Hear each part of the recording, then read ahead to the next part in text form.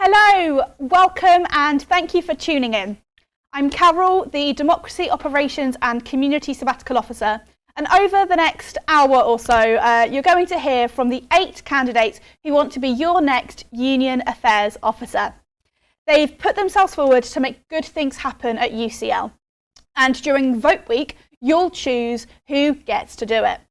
This is a very different election and candidates can't really campaign in the same ways as usual. So what we hope is that these extended question time type events will give you a real insight into what kind of officer these candidates want to be. So here's how it's going to work.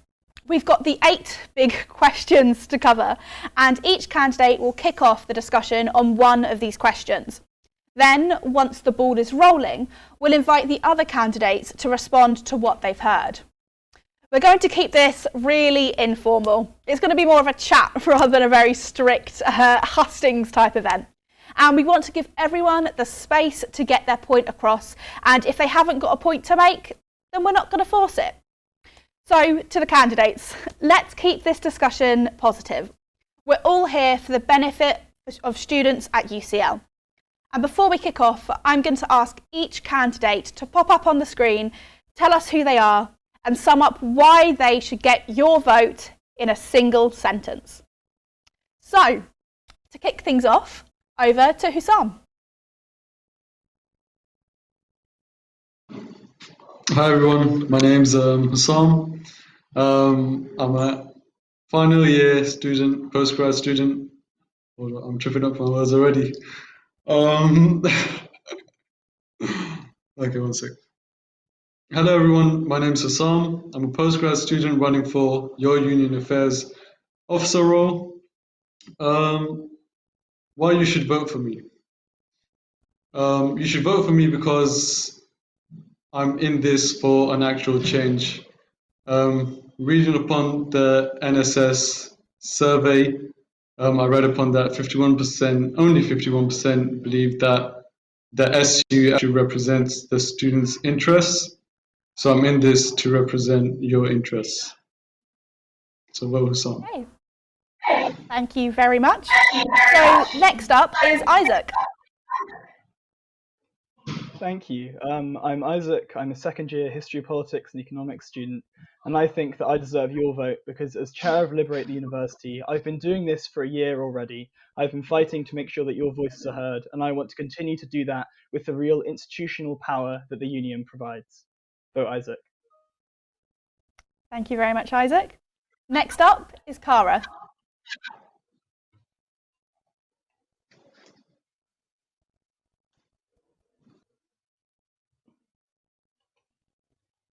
Oh, sorry, Cara. Can you please unmute yourself? Oh, technical difficulties strike again.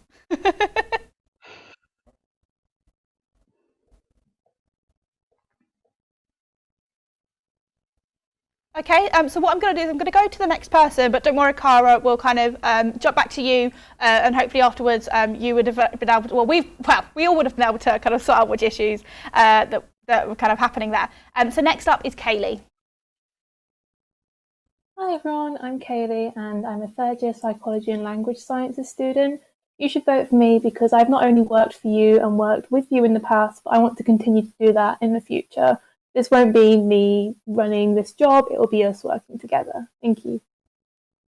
Brilliant. Thank you so much, Kayleigh. Next up is Moise. So, evening everyone. My name is Moise. I'm a 4th year European Social and Political Studies student. So, from the EISPS department. So, I think you should vote for me because it's definitely a choice that you're not going to regret. And I'm going to prove to you in the following hosting why you should vote for me. So just keep watching. Lovely. Thank you so much, Moise. Over to Osman. Hi, my name is Osman. I'm a third year chemistry student and I'm running to be your next Union Affairs Officer.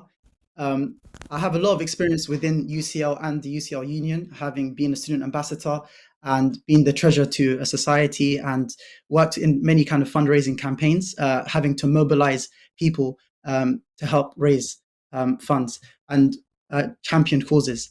I have a lot of policy ideas that I want to bring to the union. It's done a lot of great work, but it's not perfect.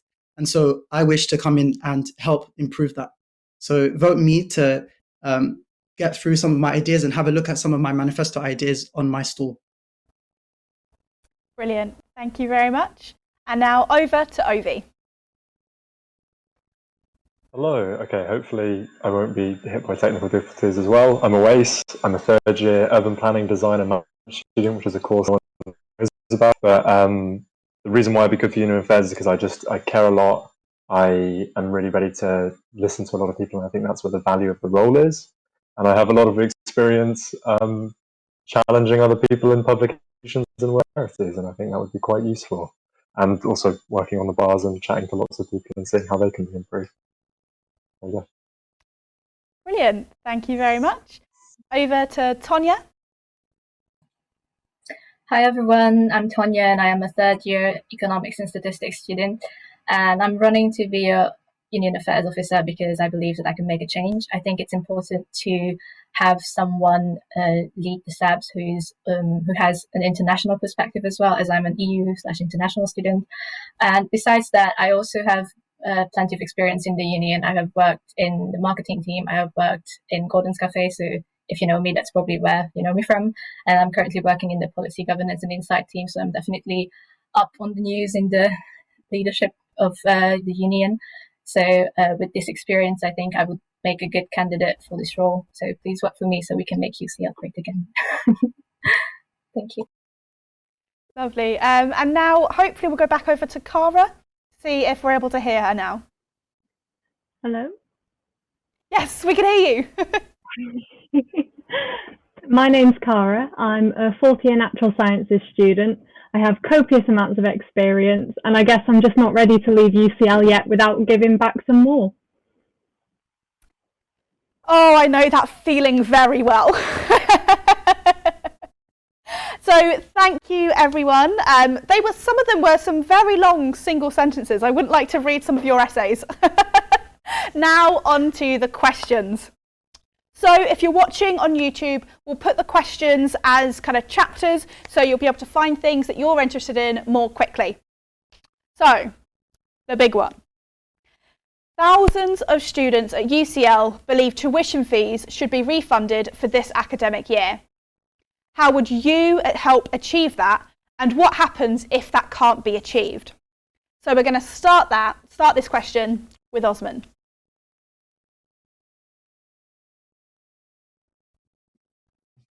Thanks, Carol. I think that's a very important question.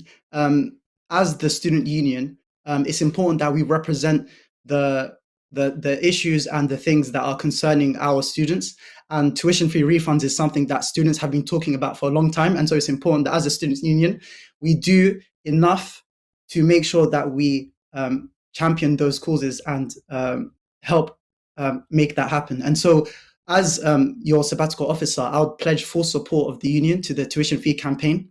And I would allocate union resources to ensure that as much as possible is going towards that so that we can help make that happen. This is also a nationwide effort. Students across the country are affected by this. And so it's important that we work with other sabbatical officers from other universities so that we can affect change.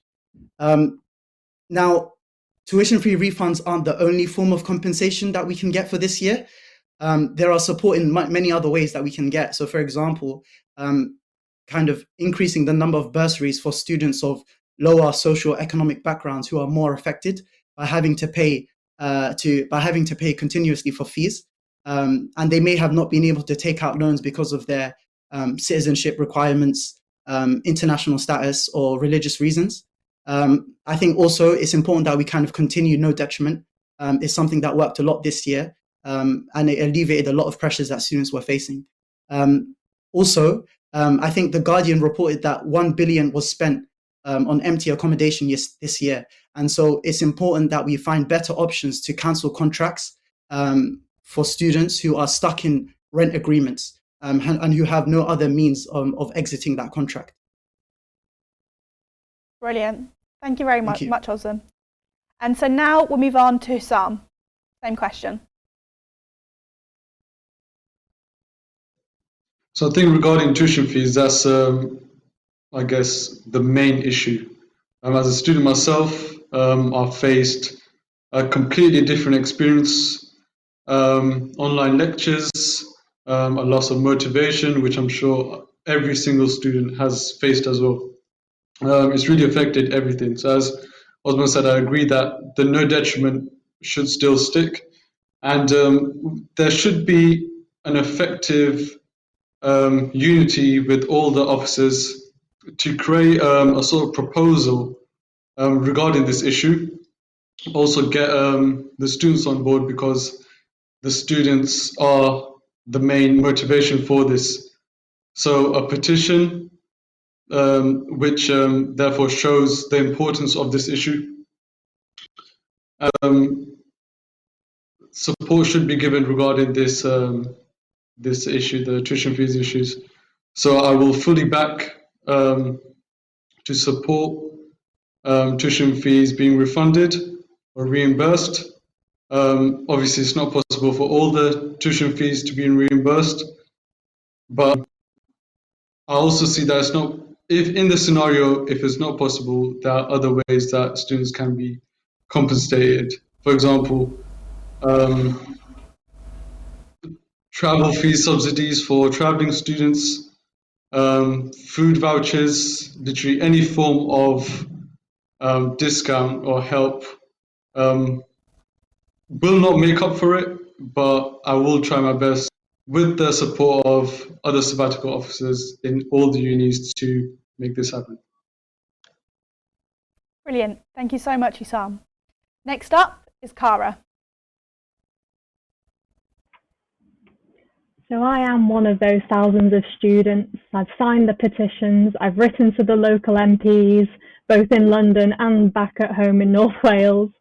And I think the pandemic has really highlighted how the government has put students repeatedly as an afterthought, or completely neglected us, or even blamed us for worsening the situation. And so I really believe that actively working with the national campaign is the right thing to do, along with thousands of students across the country, to rectify the current situation. I believe this is bigger than just a UCL problem, and it's a government failing that it's failing its young people. With all financial matters, there's going to be resistance, but I think with continued and heightened support, in addition to the Students' Union providing support to its students, the incoming students, in addition to the current students, with helping them understand the processes that they can take just to build up the support, to put pressure on the government, to hopefully then the government will step up and show us some support. Brilliant. Thank you very much, Cara. Next up is Isaac.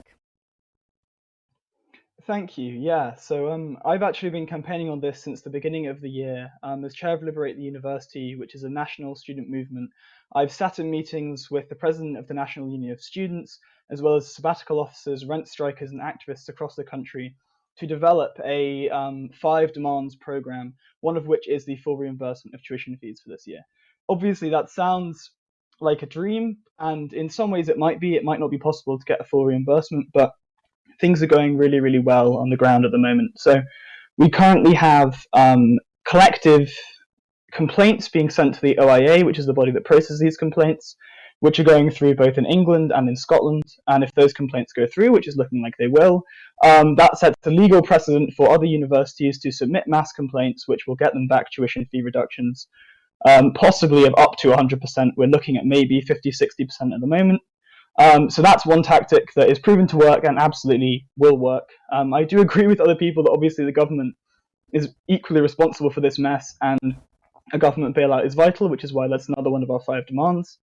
And I think that will obviously be achievable only if UCL stands with us. And I think in order to do that, we have to tell UCL that we need tuition fees back first and foremost, because the fact is that the government have told us to go back to universities. and demand tuition fees from them. So if we're not doing that first, then the government isn't going to listen to us. So we need UCL to work with us on that. And I absolutely believe that through collective complaints, and if it comes to it through fee striking, which is a program in which you don't pay your fees as a form of protest, which is currently happening at Goldsmiths, at SOAS, and at the Royal College of Art to great success, which is something that although a union officer couldn't set up, they could absolutely support and help to grow and thrive. So I think those are the two key tactics that have been proven to work and proven to get university management to listen to us. Brilliant. Thank you so much, Isaac. Next up is Kayleigh. Hi. This is a really important matter and it's a very difficult one. I know that petitions have already gone out to the government and have already been rejected. It's very hard to get the government to improve on student situations. So I think continue to lobby is all we can do, as well as at UCL and within the Russell Group as well. I know a lot of the reason the no detriment policy was the way it was a big stance by the Russell Group. So I want to make sure that doesn't happen again with tuition fee refunds. However, I think it's lovely to try and get back tuition fees, and I will fight for that. But we need a plan if that doesn't happen. So if this doesn't happen, I want to again try and make things back to normal as possible, increase the support at UCL, and maybe create a new bursary for those affected by the pandemic. The FAF, the Financial Assistance Fund, is very inaccessible and hard to get. Looking through like bank statements and things like that, it is there for us, but it's hard to get. So I would also try and amend that for students that have also been affected by the situation. Thank you, Kayleigh. So next up is Moise. So I want to kind of piggyback on a couple of things that have been said. So firstly, I really want to commend the work that you've done, Isaac, with the Liberate the University group and all the other student networks that have really pushed forward the students' agenda. And yeah, I think we really need to take into our hands the issue of tuition fees but also firstly, I want to kind of come back in history and look at the policy of making university that we have to pay to go to university. So university in the UK stopped being free in the 1990s. So we have to remember that it just kept on increasing. So first of all, we have to think about, was the fee that we were already paying pre-pandemic justified? Was £9,000 justified for what we were getting? So I think we have to think about that, firstly. Secondly, there's been a lot of, so I think another reason why the topic has been such a hot topic and so controversial is that students have wanted to take on different approaches so some were against the university and wanted to sue the university, and there's still this action kind of going on. And I feel like I want to attack the problem and not the persons. And I think if I were to become Union Affairs Officer, I would want to work with UCL and other SUs across the country to really work on that, because in my opinion, the problem is the government, because it's government policy that's led us to here. And this crisis has just shown us how the system was dysfunctional and how everything was not working. We just needed a crisis to kind of shed light on all the cracks in the system. So yeah, it's a system-wide thing. It's not going to happen tomorrow, but I'm thinking it's great that Isaac and all the student network are doing something. And we need more support for people who have lost a lot during the pandemic, because I know as a student rep that I've sort of, and one of my points in my manifesto is that I want to stress really shed the light on the resources that are offered to by UCL to students, and make the terms and conditions of access to those bursaries, such as the Financial Assistance Fund, so, as Kayleigh said, more accessible, because now the conditions are too hard. There is way too much evidence needed. I have friends who have lost their job, whose parents have lost their jobs, and they've also lost their part-time jobs, so a big loss of income. And basically, a lot of people have been way more affected than others, and we really need efficient solutions and that don't require too much paperwork, because otherwise it's even more work for the people. Thank you. Thank you. So next up, we've got Oveis.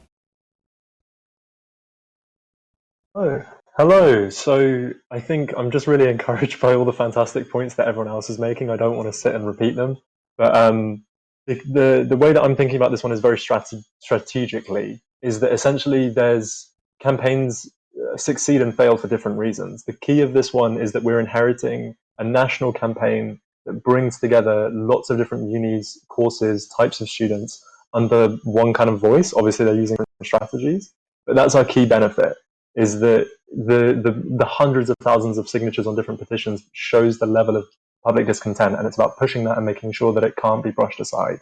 Because, like Moise says, it's to do with fundamental issues of this is how universities fund themselves with huge amounts of secured debt. The key part of it for me, I think, other thing that we have to our benefit is the new provost. He's made publicly his point that he wants to come in and listen to students first, and if that listen, we're making this an issue with the government of their policy of how they sent us back to uni and the way that they price uni fees. We want you to publicly come out on our side as a Russell Group University leader and say that you support us and that you want the government to back. Then that will be a really key part, because that will lead into either, hopefully, a roll-on of other public support or a public position that we then push even more as students.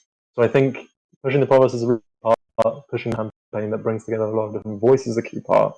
And if it doesn't work, I really think that the conversations that people are having about the FAF and the bursary are important ones, but they're also going to be really resisted by the university. So I think pushing them even harder to where that was coming from, for people like me who've lost jobs and are really in precarious housing positions, it's really important. So essentially to bring the argument very publicly with a lot of united voices, get people on our side, and if they steal money, make a point of why that's happening, and see what we can do about it afterwards. That's my thought. Thank you, Oveis. And finally, we have Tonja. Wow, you made my job really hard by putting me as the last person.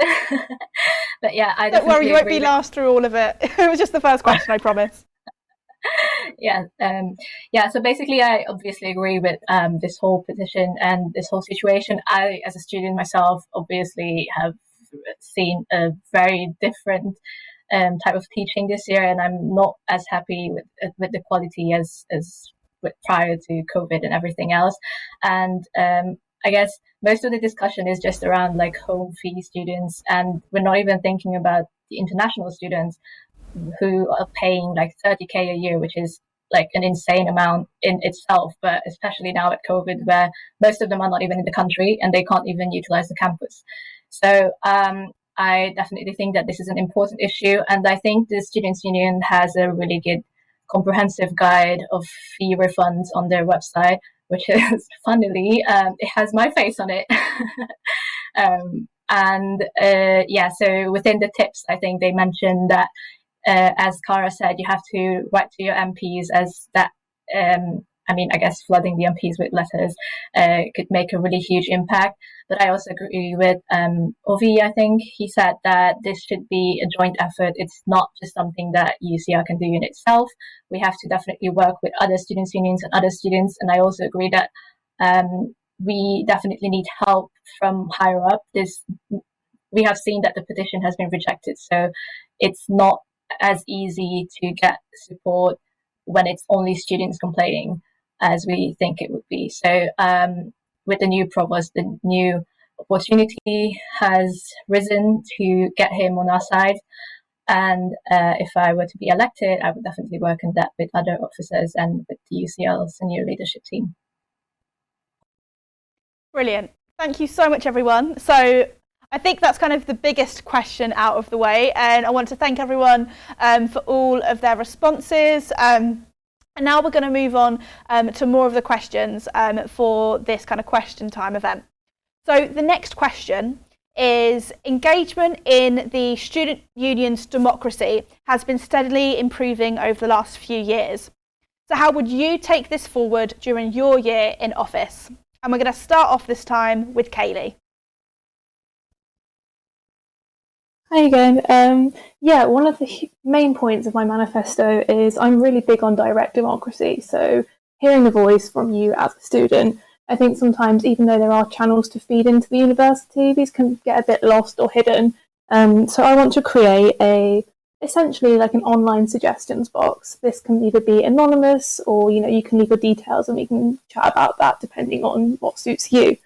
But yeah, this will be kind of a form or a doc that's always open and you can put your ideas or what you're struggling with in there, and me and other people will monitor that and look through that and collaborate on that with you. I think that's really important to keep us accountable as well and to work together. Voting on kind of union outlets and what we actually want to open is really important as well. I don't want to flirt with referendum because the more referendums you have, quite often the lower the turnout rate, and we want to keep this democratic. But just opening up to you if you do want to vote and do want to have your voice heard. And finally, I want to kind of make the union finance a bit more transparent and kind of just let you know where we are choosing to spend our budget and money and how that's being fed back into you. Brilliant. Thank you so much, Kayleigh. So next up, we have Isaac. Thank you. Yeah, I absolutely agree with Kayleigh, actually, that direct democracy is vital. I am, in some ways, a proponent of referenda, perhaps slightly more than Kayleigh was. I think that they really do have a place in the university, although, of course, they have to be used sparingly. But just to go back to those 5 demands that I mentioned before, one of those other 5 demands is the formation of student staff COVID councils. And this is another thing that we've been fighting for throughout the whole of the year. And that basically would be a council in which all staff and students could attend, or at least could vote on, decisions that would be put forward, or proposals that would be put forward by the various unions that represent students and staff. And this would basically be on COVID exclusive issues. So it would be on rebuilding from COVID, on coming back in person, on reopening bars, cafes, union buildings, and also how we deal with no detriment going forward. And then beyond that, rebuilding an actual crisis management strategy to ensure this never happens to us again, no matter how bad things get. People are saying this might be recurring, maybe every 10 or 15 years. This might be something we have to deal with for a long time. And so I think that although referenda absolutely are limited in the long run, in the short run, it's actually really vital to give all students and all staff a say in where we go from here. Yeah, thank you very much. Thank you, Isaac. Next up is Osman.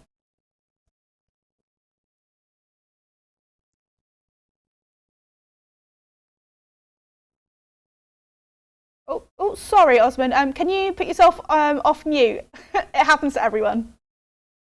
Apologies. There we go. So,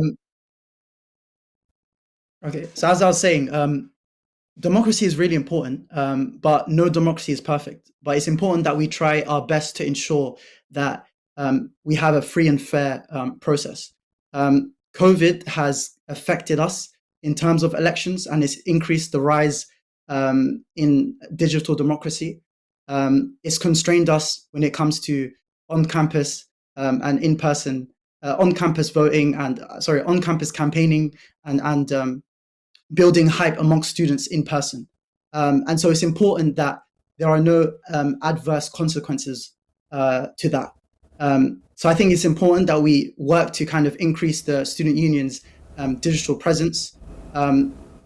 Throughout the next year, it's important that we find more ways to communicate with our students, to have them engaged with the student union process, to understand how policies can be kind of proposed, how they can affect change, and allow them the chance and the opportunities to enact the things that they want to see on UCL, within UCL.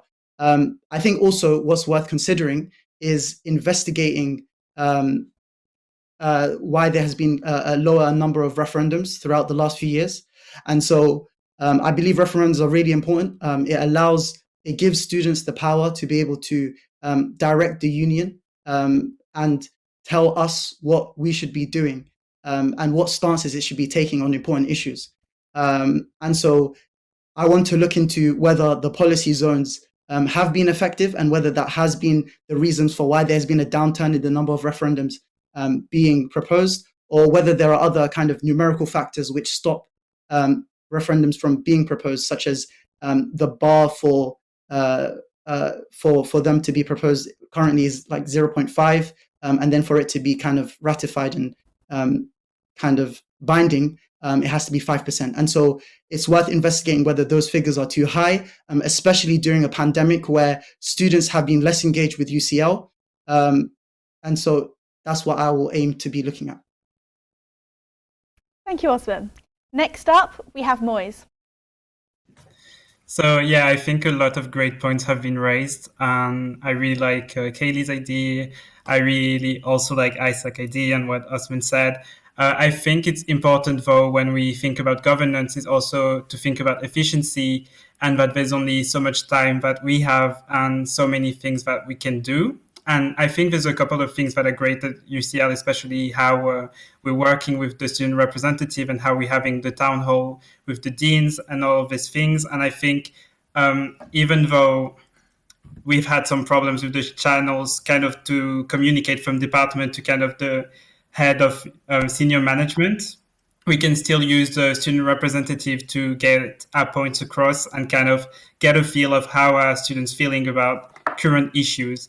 And I think especially, so I had one point in my manifesto where I was talking about reopening campus and the scenarios that we could rely on to reopen campus. And one thing that really was tough for me last year during the COVID time. So I was still on my year abroad, but I had to go home because UCL said to all the students abroad to return home. And there was so much uncertainty about how return to campus would happen. And we had no news from UCL for maybe a month or a month and a half, whilst Cambridge had already said that they were going fully digital. And I don't want this to happen for anyone else that's coming after me. I want us to be prepared and to be fully honest. And I also want us to have contingency plans.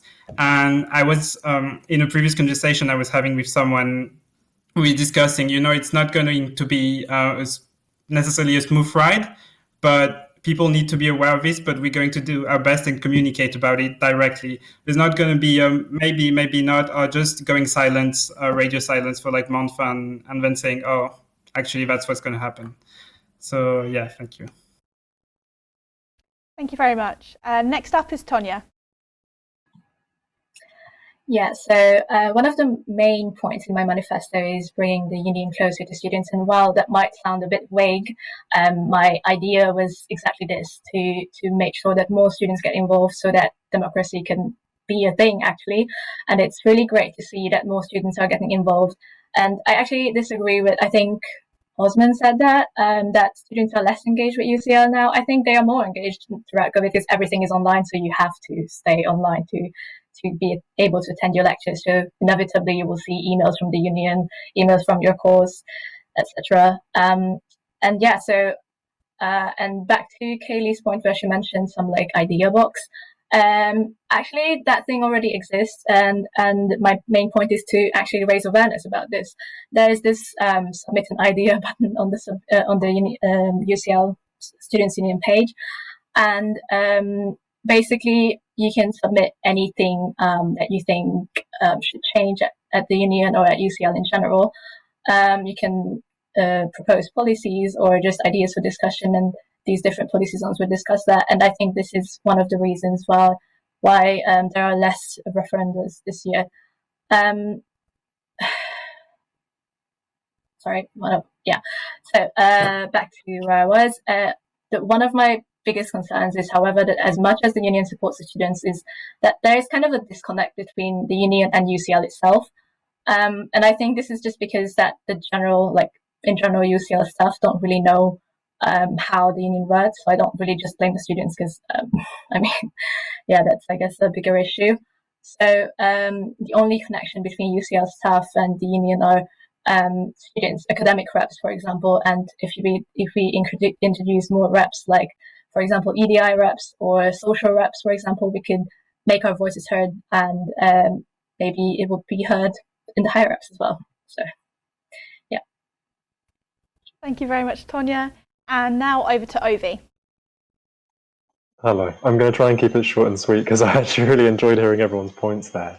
I think the reason why the engagement has better and better is because it's proportional to the amount that the union genuinely does, because people engage more when they feel like it's actually going to do something. So I think that's a really big part of it. I feel like an effective union is one that people will want to do stuff with. Tonja's point about the disconnect is really fantastic, and Moise's point about the amount of capacity that SABs have, or that the union should have even, is really important. So I think one thing that I've really picked up in the last year and that I really want to support is the amount of support the union gives to student movement, and formalizing that support, making it clear.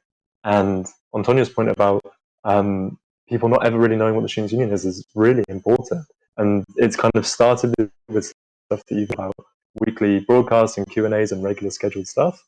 But yeah, that's, I think, pushing that regular scheduled side, supporting campaigns, are two really important parts, and just being effective. Sorry, going on a bit. Thank you. Thank you very much.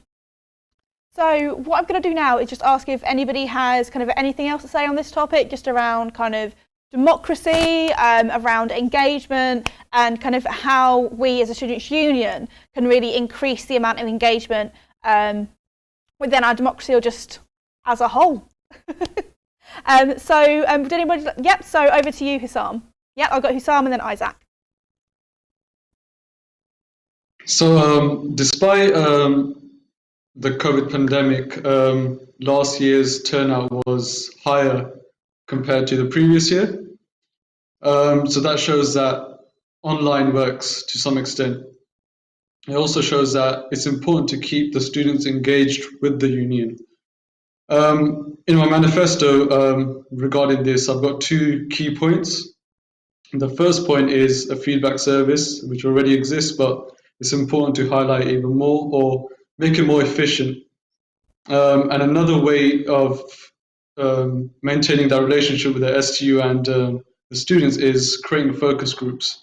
Consistent focus groups, maybe weekly, monthly, where students from each department come out and talk to you about their issues, the pros and cons of their academic experience at UCL, so we as their representatives know how to improve things. Another thing, so the second point in my manifesto was project referendum, where UCL students come out and propose projects and then vote on those projects, so that as it is their uni, they have a say in it and then they vote in it. And that will keep them engaged, hopefully. Thank you. Brilliant, thank you very much. Now over to Isaac. Yeah, thank you. I just really wanted to echo Tonja's point actually about the disconnect sometimes between staff and students, and between the students' union and the staff union, so the University and Colleges Union, IWGB and Unison. And I guess that's why I've been working for the last year to build links with those unions. So I've been in meetings with the UCU, with Sean Wallace, who's a big representative of the UCU in London, as well as members of the IWGB. And we've kind of been talking for quite a while now about setting up a Staff Student Solidarity Council at UCL. So that would basically be just a way for staff and students to come and meet and discuss their problems and their shared problems. And I think that that's something that I would really be pushing to set up formally and officially with regular meeting dates, because obviously when staff and the students fight together, we are the university and we can do whatever we need to. Thank you. Thank you very much. So now what we'll do is kind of go on to the next question, which is on a very slightly different topic for the Union Affairs role, but what kind of commercial services should the union be developing now in order to support the next generation of students? So first up is Tonja. From last to first, I guess. Yeah, so I have worked in commercial outlets at the union, and I really think that they're on a good track. But in order to support students coming back from this whole pandemic situation, I think there are a few things that could be changed. One of my main points in the manifesto is to create more student jobs in the SU, and I guess most of these jobs would be in commercial services, because lots of students, as some of you have mentioned, have lost their jobs, and this would be a really good opportunity for them to get back on track, I guess, with their finances. Besides this, I think lots of people really want the coffee and cake deal back, and I fully stand for that as well, just making the cafes more affordable. And I was also thinking about introducing meal deals, which could be just another extra fun bit at the cafe. And in terms of other commercial outlets, sustainability also comes in a bit, in terms of like the pubs using reusable cups or glasses instead of the throwaway ones. And the other, I guess, the third and final commercial outlet of the union is the merch shop, the Hanger. This is kind of a superficial thing, but I think as much as everyone loves a good hoodie, the designs are a bit outdated. So maybe we could refresh that.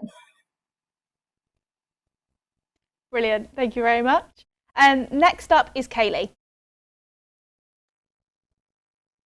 Yeah, so being a commercial staff again myself, I've worked in Stonewally's Pizza, making your kebabs and everything for like 2 years now. So I know kind of behind the scenes of the commercial, sort of pre-planning. Anyway, I'm rambling, but a big goal for me is to open a zero waste shop. I know this has been a thing happening in previous years, but I know some information about union space, and I really think this can happen this year, and it's something that's really important. You know, it's very hard to shop ethically and on a student budget, so having a kind of zero waste shop on our own campus would not only help with that, but it would also increase employability and give people the chance to support themselves. With that as well, we started last year actually with like pop-ups and rotational things. I worked at a few of them. I want to kind of bring that back, advertise those, and leave that to you guys to decide as well. So maybe through some sort of voting thing or that suggestions box, you leave us what you want from that, and then we can make it a thing. I also want to increase kind of healthy union outlet options. There are salads and sandwiches in the cafes, but I want to make sure that we have loads of stuff. You know, we have great pizzas and delicious kebabs, and they're perfect, but we need to have these healthier options on campus as well. Just today I read a report from the UCL Institute of Health Equity, and to follow healthy eating, the people in the bottom 20% have to spend something like 72% of their income on food, and obviously we're all spending way more than that on our rent anyway. So that's really important to me as well, kind of making everything we do in the union affordable and making it accessible to the students. And then finally, I know I've gone about this point, I'm really passionate about operations. I want to create this kind of cafe and bar training for maybe people that want jobs on campus. The thing is, it'd be great to have campus jobs for everyone, but that's not possible just by the size of the outlets and shifts. So I want to run these workshops in the cafes and bars just to teach people the skills. It can be quite hard to get part-time work in London. You know, in cafes they always require experience, and it's hard to get that experience. So us offering some like little training workshops, either ideally free or at a low cost, would be really great. Thanks for listening. I know that was really long. Thank you very much, Kayleigh. Next up is Cara.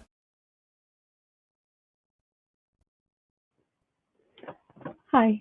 So, yes, I believe next year opening up the campus again, it's the bars, the shops, the cafes, they're the crucial spaces that are going to be providing students with those much anticipated social interactions. So I think that's really important. I think, like Kayleigh mentioned, I believe focusing on the affordability of these services is vital to students.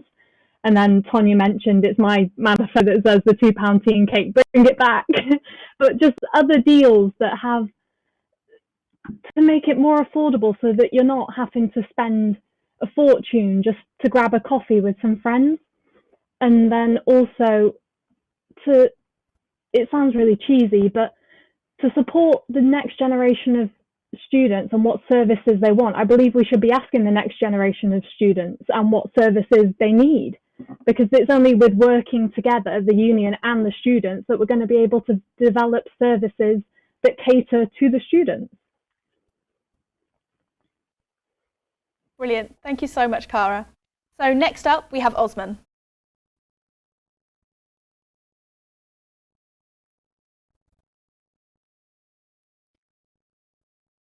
Oh, you might be on mute again, maybe? There we go. Yep.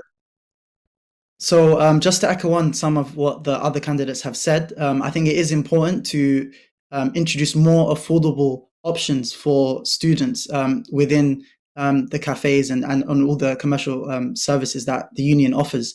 I think looking at kind of the pandemic that we've been in, I think there's been a boom in global exercise.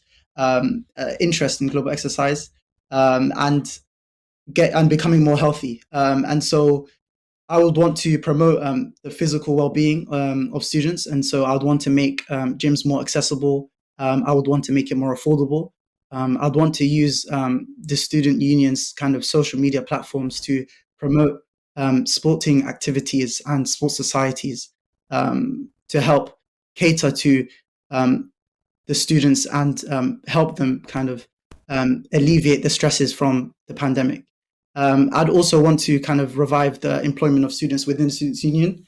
And so looking and trying to identify jobs and trying to facilitate job creation, because people have been hit hard by the pandemic and have lost many of their part-time jobs. And so I think there are massive opportunities for students within the union to find sources of employment and sources of income that will help them fund their studies. Brilliant. Thank you, Matt. Thank you very much, Osman. So kind of to those who have kind of yet to come to, kind of just going to add this follow-up question into this, and feel free to either cover the original question around kind of what commercial services the union needs to develop in the future for the future generations of students, and feel free to kind of also address this kind of follow-up question. But kind of a lot of people have mentioned both a focus on sustainability whilst also a focus on the affordability for students. And something that I found throughout my kind of year and a half being a SAB is that those two priorities often work against each other, and often the more sustainable and the organic and the kind of plastic-free alternatives are often a lot more expensive for the union to source. And so then the question becomes, who should pay for the kind of more sustainable alternatives? Should that be the students, or should that be the Students' Union? Bearing in mind that every year the commercial surplus that we make from our cafes, bars, gyms, shop goes back into our student services, goes to fund our clubs and societies. And so I'm going on a bit of a rant here because it's definitely something that I've had warring amongst myself. So hopefully you kind of mostly understood that. And apologies if not, I can clarify if you need. And so first up for that, so feel free to kind of address the follow-up question, or if not, just the kind of first question we asked. And next up is Moise.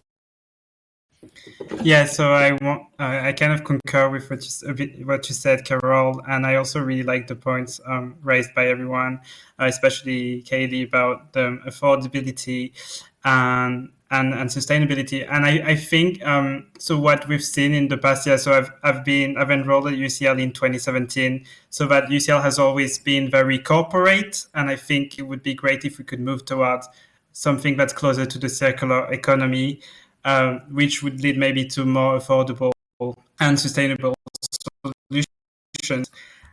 I think that as long as we give the choice in terms of price, can kind of offer what they want and something that works as well. I really would like to see the farmers market again, even though it's really expensive. Once in a while, it's just nice. It's nice to see. And finally, I had another point which I just forgot. I can't remember it. So affordability, sustainability, farmers market. I can't remember it. Never. No worries. Okay, thank you very much, Moise. So next up is Isaac. Thank you. Yeah, I think that's an excellent question, Carol. And as an economist, this is obviously something that we're always struggling with about cost-benefit analysis and, which one to go for. And as I've been pondering this, I have a few ideas that I think maybe, and I'm sure that, it will turn out that it's slightly harder than this, square that circle a little bit. So are both sustainable and actually make the Students' Union more affordable. So the first one of these is a sort of book swap, specifically for textbooks, but also for kind of general set texts that are set across a large number of courses. So basically, when you finish your degree or when you no longer need a textbook, you'd sell it to the union, and the union would then sell it back on to students at the same price that it was sold for. So that would maybe be, 60, 70% of retail costs, maybe slightly higher, maybe slightly lower. But at that point, what it would mean is that basically new students would be able to buy textbooks and books that they would need for their course for a much lower price than they'd buy on the high street. And it also would mean that the union was reducing waste because we wouldn't be having to destroy more trees to print more books, etc., etc. So that's the first policy. And then the second policy would be to give reusable bottles free to all incoming students and all current students of UCL, which obviously has a massive upfront cost. But the long-term benefit of that is that it would enable us to get rid of single-use coffee cups at the Students' Union. And what that would mean is that we would be able to save, in the long run, a massive amount of money on not buying either the expensive zero plastic options or the much cheaper, but obviously much worse for the environment, plastic options. So I think that those two policies, combine those two, but I guess I would say I think if it does come down to some sort of cost, then I think that the union can absolutely work with UCL to ensure that some part of that cost is also borne by the university. Because we know that the university has a lot of money and the university is committed to sustainability, and there's no reason that that shouldn't be including sustainability for their own students. So that's my answer. Thank you very much. Thank you very much, Isaac. And we're actually going to go back over to Cara with the follow-up. So Cara, what do you think is the right balance between ethics and affordability? Yes, so I'm really on board with what Isaac's just said. And my biggest sustainability peeve at the moment is the union got rid of all single-use plastic cups at water fountains, but then in the bars at night time, to get rid of the glass options because that's not safe when it's really busy, there are single-use plastic cups. And it's that kind of, obviously there's a cost with buying all these throwaway plastic cups, and there are safe alternatives that would be washable and reusable. So it's coming up with that upfront cost of, yes, okay, we need to invest in reusable plastic cups. And then, yes, it's an initial cost, but in the long run, it's going to save money. So it's not so much a trade-off between affordability and sustainability, but more coming up with effective problem-solving solutions to find that balance between the two. And I think we have so many amazing student societies promoting sustainability and coming up with loads of sustainability ideas. And it's taking on those ideas and then using the union's influence to then be able to amplify the voices and put what they're saying into practice. Thank you. Brilliant. Thank you so much, Cara. Next up is Oveis. What do you think about all this? Hello. I feel like it's gone in a lot of different branching directions, and I'm not sure I'll be able to hit all of them. But sustainability and the commercial side, I feel like there's kind of two streams. One is that the SU can do things organizationally itself in the way that it manages stuff. So this is what the guys are saying about kind of circular and kind of looking at how waste is managed. There's a huge amount of waste that happens in the operations of the SU, the uni, and of the commercial outlet, not just in food, but in lots of other things. There's, like Cara said, there's wonderful societies like Action Against Homelessness and Zero Food CL that have in the past really worked on seeing where these can go and how people can be involved in it. And I feel like that's a really key missing part, is that there's a lot of people that want to do stuff, but the partnership isn't there. And that's organizations outside of UCL as well, the shelters and charitable organizations that the SU needs to push to connect people on. So I think that's organizationally and in partnerships. On commercial services, this is kind of the point before. I feel like the union needs to make more about for students. At the moment, it's after a certain time in the evening, you either go to the library or you go to somewhere to drink. And if you don't drink and if you don't want to study anymore, there's nowhere to kind of sit and relax and drink like late night tea with pals or just sit still and warm. London's really inhospitable and expensive. And I feel like that's a really key part of where the commercial services need to go. And I think that approach of opening them out slightly, because you have wonderful cafe staff that are ready to like bag up 20 sandwiches and take them to a shelter on the way home. But there's no that formality and support from the SU isn't there because of grey areas with handling food. So I'd love to see partnerships, organizational approaches to zero waste, and everything else I said. Sorry. There you go. Thank you very much, Oveis. And Moise, have you remembered your last point? Yeah, brilliant. Go ahead. I have. No, so yeah, I was just thinking that too often people struggle individually with similar problems, and I think maybe we should take a sort of a community approach to these issues.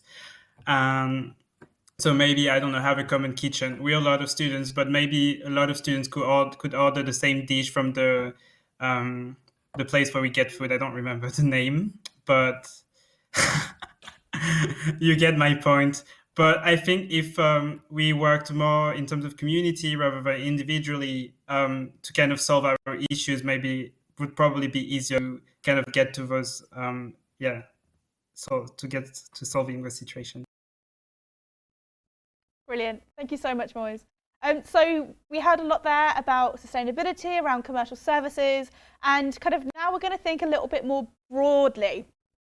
So thinking about everything that's changed in literally the last 12 months, what innovations should UCL or the union take forward post-pandemic?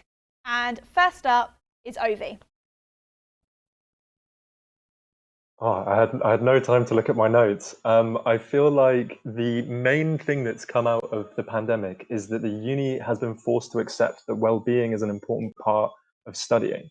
And that's something that we really saw with the no detriment policy, that the union accepted that that was an important part of students doing well, that the UCL kind of valued its public image more. And so the main thing I want to take in the way the financial assistance fund has been opened up slightly, not enough, in the way that the recorded lectures, different ways of measuring attendance, all of these different things that take into account people's well-being and different modes of studying for very diverse students should be the main innovation that's taken on. Sorry if that's not the exact way you worded your question and if I haven't answered it right, but I'm a disabled student. I wouldn't have been able to do this year if it wasn't online, which is strange to think about because it's been awful online.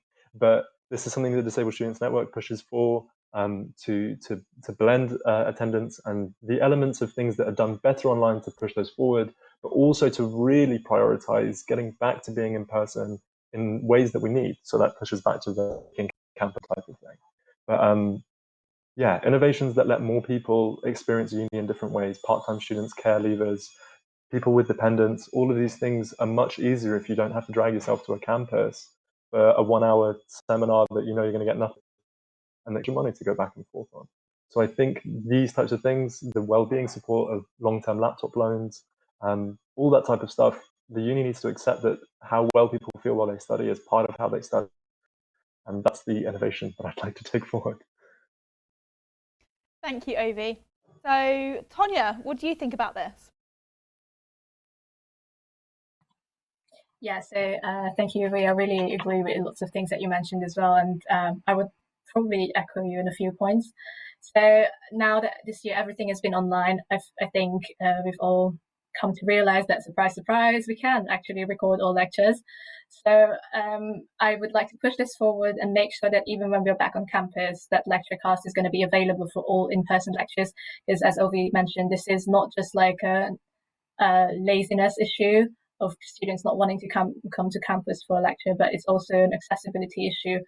So this is one point that I'm really gonna fight for. And the other one that Oveis also mentioned is the long-term laptop loan scheme. I have been using this year, which is amazing because I've had issues with my laptop and it has been a lifesaver. And I want to extend that scheme to all students, not only home fee or EU students. And I also want to make that a permanent scheme. Yeah, and besides that, the UCL bursary has increased this year for, again, EU and home fee students, and I would like to either keep that or extend that to all students, or just include more students, and or even increase it more. Obviously, that's just a dream, but we can hope for the best. And I guess another thing that we could all benefit from is just the cleaning on campus. This year has been obviously much better, up to a higher standard, and I think all students would like it if the cleaning would stay the same. Thank you. Brilliant. Thank you very much.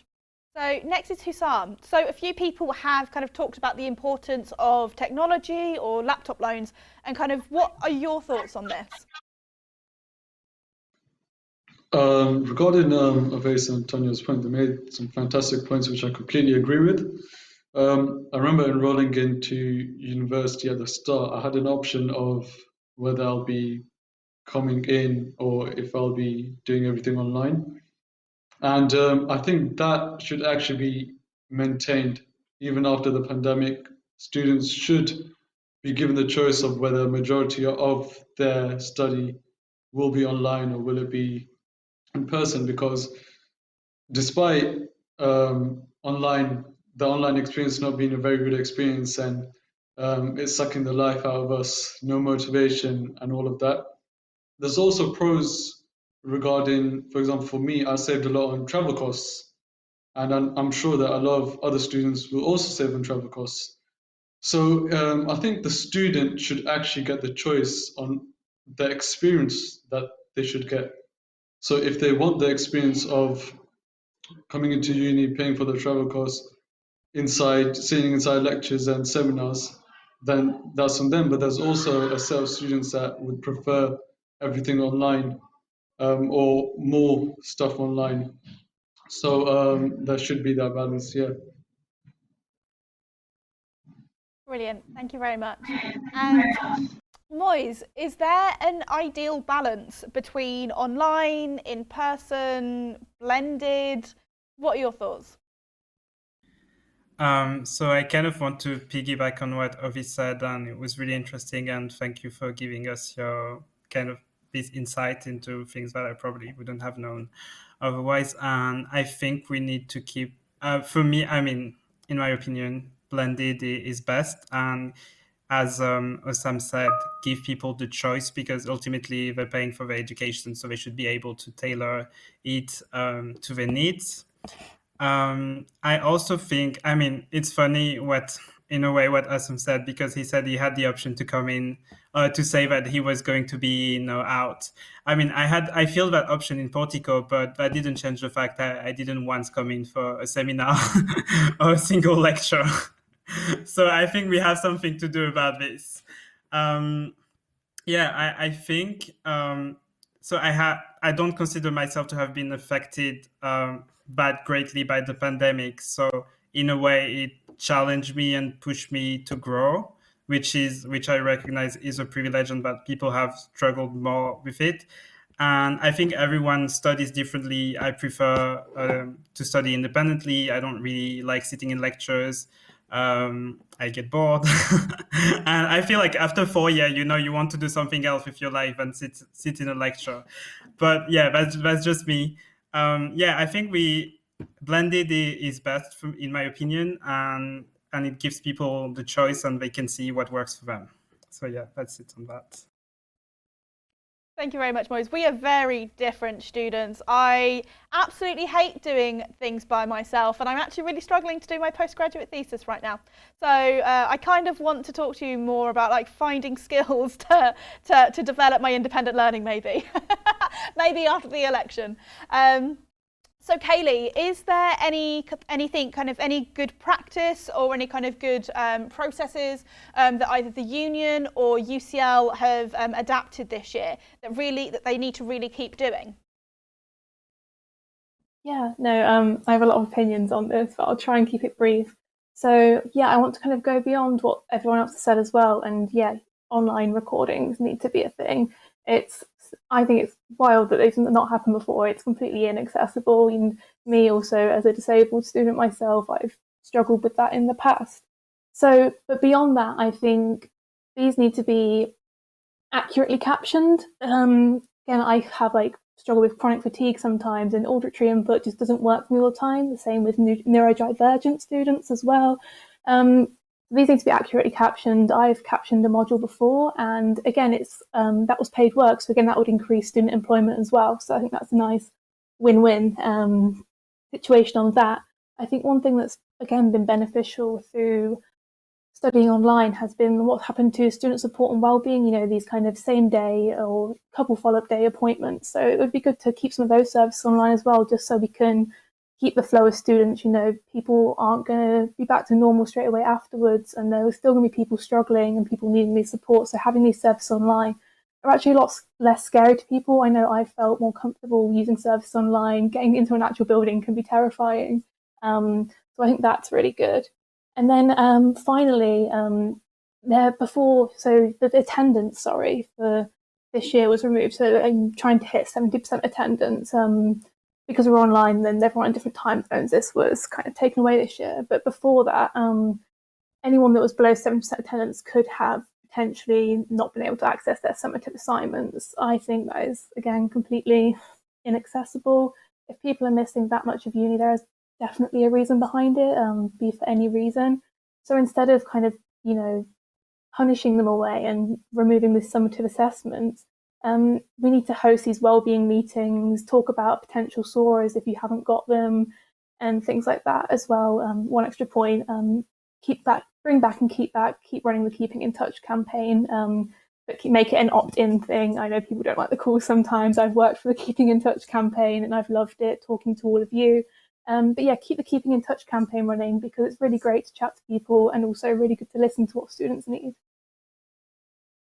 Thank you, Kayleigh, and thank you for kind of the focus on kind of student mental health and kind of the student support and wellbeing. They've actually been able to do and kind of to host so many more sessions now whilst they're working remotely, because they don't have to travel into work, and it's a lot quicker to kind of to move between sessions when it's just ending one Zoom call and starting another. And if anybody kind of does need help or does need kind of just to talk to someone, there is someone there for you. Just look at student support and wellbeing online and you'll be able to book a session really quickly. So back on topic. Isaac, what's your view on this? So what should we do to move towards a new normal? So I first of all absolutely agree on student support and wellbeing. I think that's been excellent to see that expanded this year. I know I've used it myself and a number of my friends have, and I think that ensuring that there's increased funding to allow that to be, ideally same day access, not just online but also in person, is actually really important, because I think obviously absolutely accessibility is a huge issue, and accessibility is something that is massively helped by online, and that's a brilliant thing. But I do think it's important to note the kind of flip side of that, which is that for a lot of people and a lot of academics as well, there's a massive amount of psychological stress about being in your house all day and being in front of a computer all day. I know that I am not really built, I don't feel built to be in front of a computer all day, and it's definitely not something that's good for my health and well-being. And I think that ensuring that I think it's quite likely there will be choices about online versus in person going forward, at least in the kind of long-term future. But I think that ensuring that in person remains a real choice and a kind of flexible choice that you can maybe opt into and then opt out of is really important, to make sure that these two things don't become kind of separate educations that are in some way seen as being distinct, and either one being greater or lesser, because obviously that would be unfair to those students and also not true. I think on that as well, the other thing, which I think is both an accessibility issue and just quite frankly something that university is lagging behind the rest of the world on, is exams. I think that exams, to be quite honest, should be taken on laptops at the very least. I think exploring the option of having open book exams as standard is also something that I would put to the student body, because the fact is there is never a time outside of university and outside of school where your employer is going to sit you down and say, you've got 2 hours to do this, you have to use a pen and pencil, and you can't use any of the information or the books that you've read and gathered across the years that you've been working here. And I'm not convinced pedagogically that it's a useful way to measure someone's intelligence or someone's understanding of the course material. And I'm not convinced that it prepares you for anything really in the real world. I mean, no one in the real world writes with a pen and paper anymore, really. So I think that that's another step that is absolutely a positive change this year, although obviously it would have to be refined, and I'm sure that we will find some of the issues with that in the exam season. But I think that would be another positive change going forward. Thank you, Isaac. And last up for this question, we have Osman. So do you agree that exams should be online, or at least always on a laptop? On the point of exams, I think definitely within a pandemic, it's important that we do have the flexibility to have exams online, and give students the full amount of time that they're able to complete the exams, because people are at home. They aren't under kind of controlled, sterile conditions where they have the peace of mind to conduct their exam efficiently and within the time frame. And so I think as long as this situation persists, it's important that exams are online, and that students who have disabilities and difficulties within the home, and who suffer or from mental problems and things like that, are given the extensions and that they need. I think, coming back to the question, I think a lot of the technological innovations that have occurred this year have to continue on next year. and allow students to have the choice between in-person versus a lot of these digital solutions that we've found. And so, for example, one issue that I'll kind of be focusing on is kind of increasing the, one thing that I've noticed this year is that lecturers have been, have offered alternative means of accessibility, which have been useful for students who may not have feel able to meet them in person. So for example, we've now had more Zoom drop-in sessions with head of departments and things like that. Whereas before, the only way that you'd get to talk to these people is in person, which can be very intimidating for freshers. It can be intimidating for any student, really. And so increasing the accessibility of lecturers, I think, will be very important, and continuing on what they've done this year and leaving that as an option for next year. And so one of the other ways would be to kind of have more Teams channels, right? And have them available there, and have common room sub-channels, so that we're able to kind of, the instantaneous messaging format would allow students to develop a closer relationships with these lecturers, whereas otherwise with email, it doesn't work as much. One other issue that could be worth exploring is having a student union Teams channel, right? Where we could post updates and, rather than just utilizing social media, a lot of us are using Teams right now for our courses. And so having a presence on Teams could be another way to kind of continue on a lot of the innovation that we've seen this year, and just improve the communications between students and the Students' Union. Brilliant. That would be a very big Teams channel. I wouldn't want to kind of have notifications every time there was messages on there.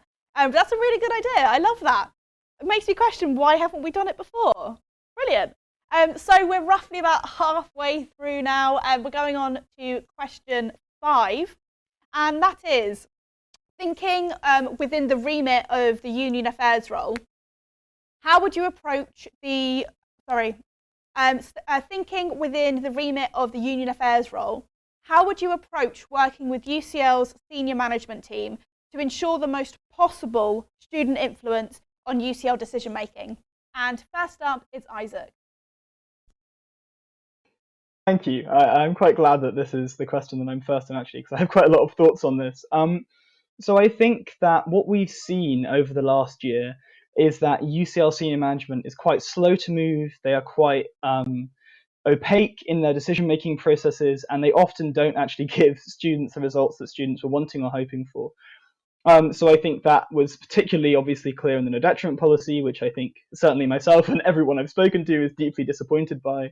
But also in the guarantor scheme last year, when it was removed for seemingly no reason and then was obviously brought back through the work of the Students' Union and other campaigners, and I was someone who was part of the kind of separate campaign on that, but it really was never quite clear why it was taken away, and it was never clear why it was brought back when it was. And I think that those issues of opacity are something that will continue until we force them to stop. I actually think that, although I have a lot of respect for the senior management team, they benefit greatly from students not knowing what's going on, to be honest. It allows them to make decisions that keep students out the loop. It allows them to make huge financial decisions without proper oversight by students. It allows them to bury finances under pages and pages of bluster, even though they're legally required to publish them. And having looked through the UCL's finances a number of times, they really are quite hard to follow unless you've been trained in that sort of thing. And so I guess in terms of forcing senior management to listen, I think in some ways that is what we're dealing with here. I think we saw that again with the Black Lives Matter protests. Although we did finally dename our buildings that were named after famous eugenicists, that really took a global and sustained campaign talking about the value of Black lives for the university to listen.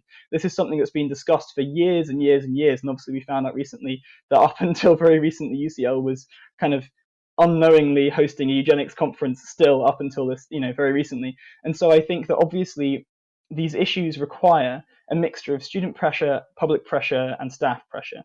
And so I think those are the 3 angles that we've used to liberate the university, and those are the 3 angles that I think get the results that we need. So I think in terms of student pressure, what's important is having a student body that is active and engaged, knows what's going on, which I think is obviously the union's job, to communicate what's going on, and make sure that students know that if there's a decision that they don't like that's been made, they actually do have a say over that. It isn't just that the university's made a decision and that's final. I think that there are loads of things that we can do. You can stage protests, you can hold rent strikes, you can hold fee strikes, and I'm sure that there are a number of other tactics that we'll learn throughout the year to deal with senior management. But I think also just having that threat there, having senior management aware that students are active and engaged and know what's going on, means that things will run a lot more smoothly, because I do actually think that having a slight threat of action ensures that everybody kind of stays above board and does what they actually think is best for the students rather than what's most convenient for them. I think also on the staff angle, having staff-student solidarity is vitally important, because, as I said earlier, when we're together, we are the university. Although senior management obviously perform a lot of important administrative functions, most of it is deeply, most of the university relies very much on students and staff. And I think finally on the publicity angle, I think that ensuring that we have strong press contacts at the union and are able to get information out there about injustices both to local papers and to national papers, if there's massive national campaigns that need to be performed, is really important. So those are the three ways that I think we can ensure that senior management listen to students. Thank you very much, Isaac. So Cara, just to kind of follow up on a few of the things that Isaac just mentioned. So do you think kind of senior management benefit or lose out by kind of keeping students in the dark with kind of several key decisions? Yes, I agree with a lot of the points that Isaac raised. I believe there's a lot of issues that need sorting out, and however, I'm not sure if fighting them head on is the way to go about it. I feel that people are more personable, or in my experience, I found people are more personable when you look at their side of the view as well, and then try and address the issues that you foresee they might have in terms of problem solving and working together with the senior management to see what their side of the opinion is, and then working with the students and then coming up with, I suppose that's the role of the union, is to collaborate between the two. So taking the ideas of the students, looking at it and going, where might this get friction? Where is it going to get pushback? How can we resolve that before we even present the idea to senior management, so that when senior management say, oh, well, actually X, Y, and Z, then you've already got that comeback.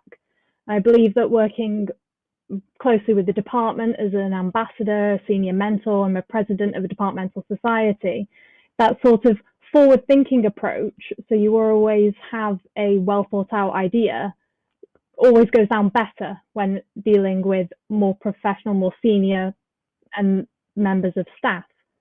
And then more willing to work with you to hopefully try and remove this, like you say, layer of opaqueness that seems to be blocking students from accessing these key decisions as well as we'd want to. Thank you so much, Cara. So Osman, do you think that the union should tackle issues head on, or is it about collaboration with students and UCL?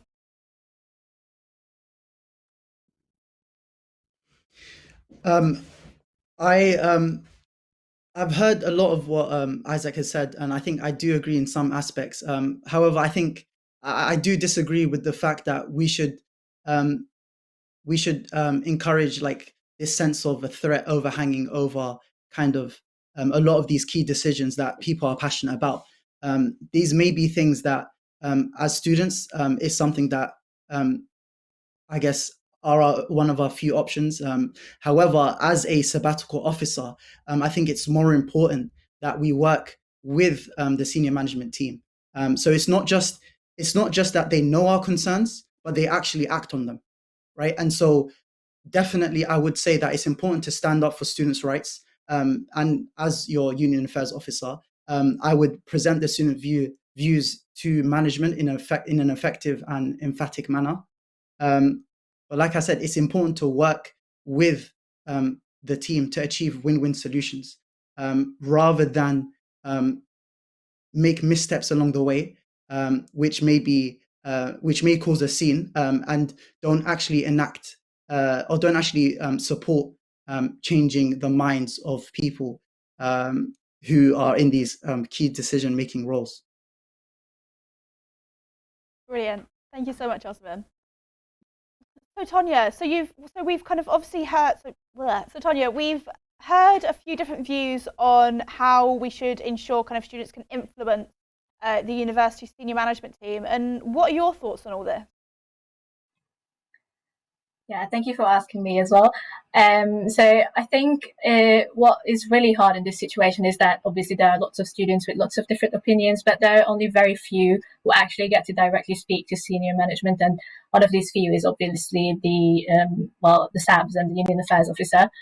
And I think I'm more on the side of trying to negotiate with the senior leadership team, as I think threatening someone with whatever action is not necessarily going to lead to a good thing. And whenever there's a discussion about any sort of policy between at least two parties, there's always going to have to be, ideally, there will be both parties who will have to give up some things in order to come to sort of like a compromise.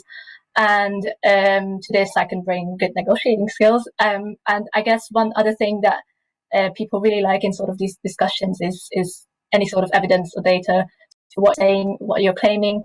Anything I've learned from my statistics degree is how to deal with data and how to present it in a digestible way. So I hope if I get elected, I will be able to just work on these issues. Brilliant. Thank you very much. So Moise, what would be your strategy? So what strategy would you use to approach working with UCL senior management team? So I think, as Tonja rightly said, in life and in work, you need to be able to meet people halfway. And there are things that I think we need to say this. We can compromise with this. The students have agreed.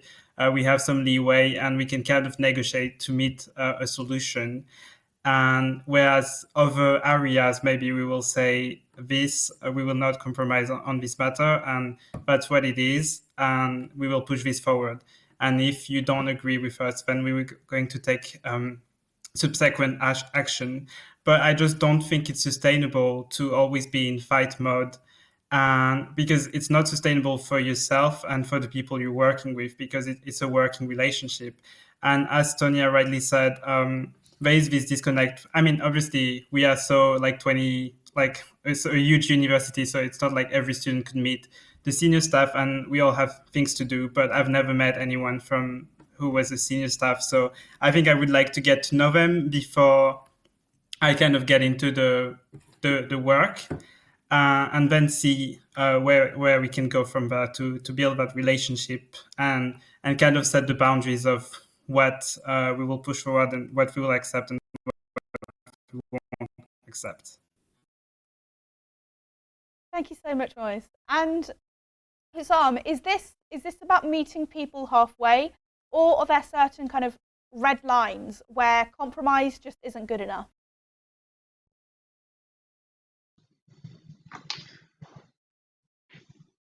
Regarding this answer, I think compromise or negotiation is always the solution. As the other candidate said, that it's important to have a working relationship with the senior leadership team. And it's important to really understand their decisions as well, and make sure that they understand yours, and then meet halfway. I don't think going on certain strikes or taking harsh action is really effective, because not everyone will get behind you on that. And if you're in a situation where you call for a strike and let's say only 10% students, if that, back you, and then you're just left with a really negative relationship with the senior leadership team. So I think it's really important that there is a way of the senior leadership team knowing what the students really want. And as my manifesto states, that there should be a feedback system and focus groups and everything, because only a certain amount of students can actually talk to a senior leadership team. So that makes the senior leadership team gain information regarding what the students actually want, so they can take decisions accordingly. Maybe the decisions that they have taken so far, they've taken without knowing the bigger picture of, or what students really want. So it's all a matter of there being an effective communication system between the students, the SAB, and then the senior leadership team, and then their decisions obviously relaying back to benefiting the students. So yeah. Thank you very much, Husam. So back over to Isaac. So what's been your reaction to this? We've obviously heard kind of quite a range of responses. And is there anything else you'd like to say?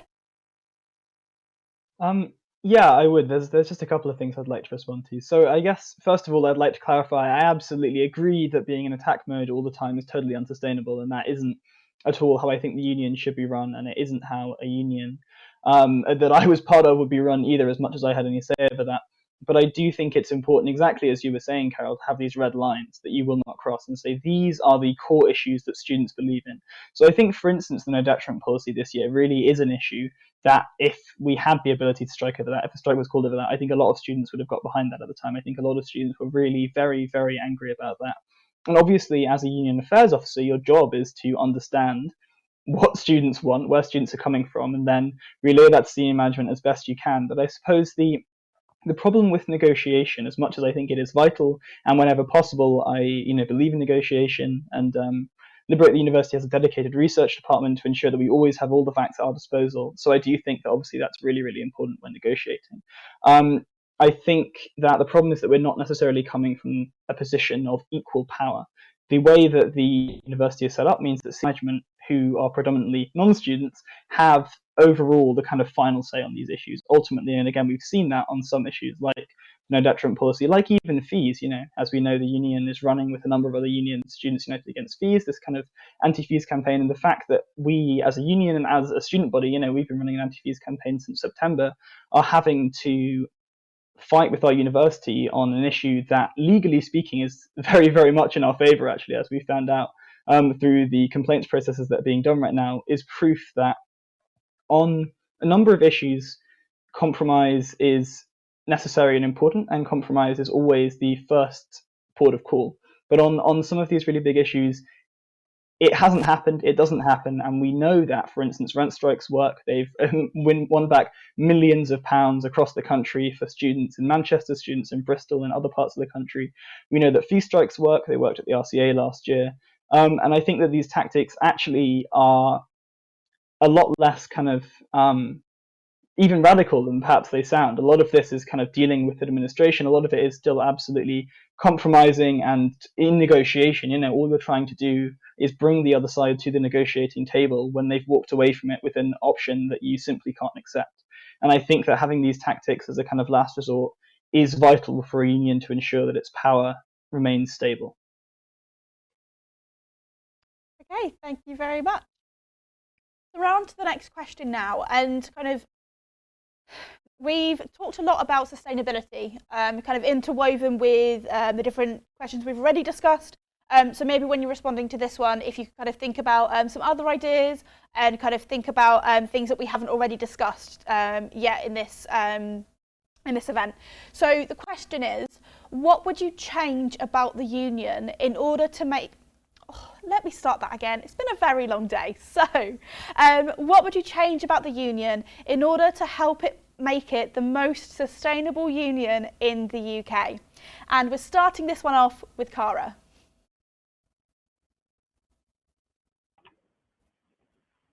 I'll try not to repeat myself too much from my previous points, but I truly believe that the numerous amazing student-led societies promoting sustainability really need a say in this. And it's Sustainability Month at the minute, and I'm seeing the activities every day, and I'm honestly blown away by the number of students that really are really passionate about this. And I really would like to amplify these voices. And alongside the sustainability officer, if I were to be elected, I'd like to make substantial change rather than just, oh yeah, sustainability, using it as a buzzword. I find it often gets used as a buzzword, and there's a real difference between then actually making the change. I think in addition to the single-use plastic cups, which I won't go on about anymore because I will, I think we need more.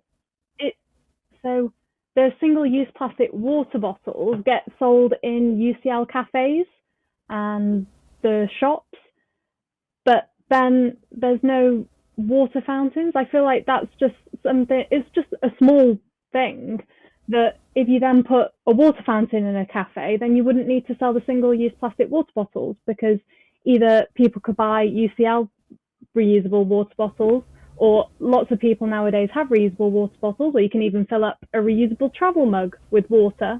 Just something simple. And then also I'd really like some more taps on campus. The hot water, cold water taps I feel are useful in terms of not just hot drinks, but also in terms of food. I quite often have just food that I can add water to if I'm spending a day in the student centre, and I'll go to the hot water tap and it's broken. And that really annoys me. And yeah, but they're just two things that I personally think need changing.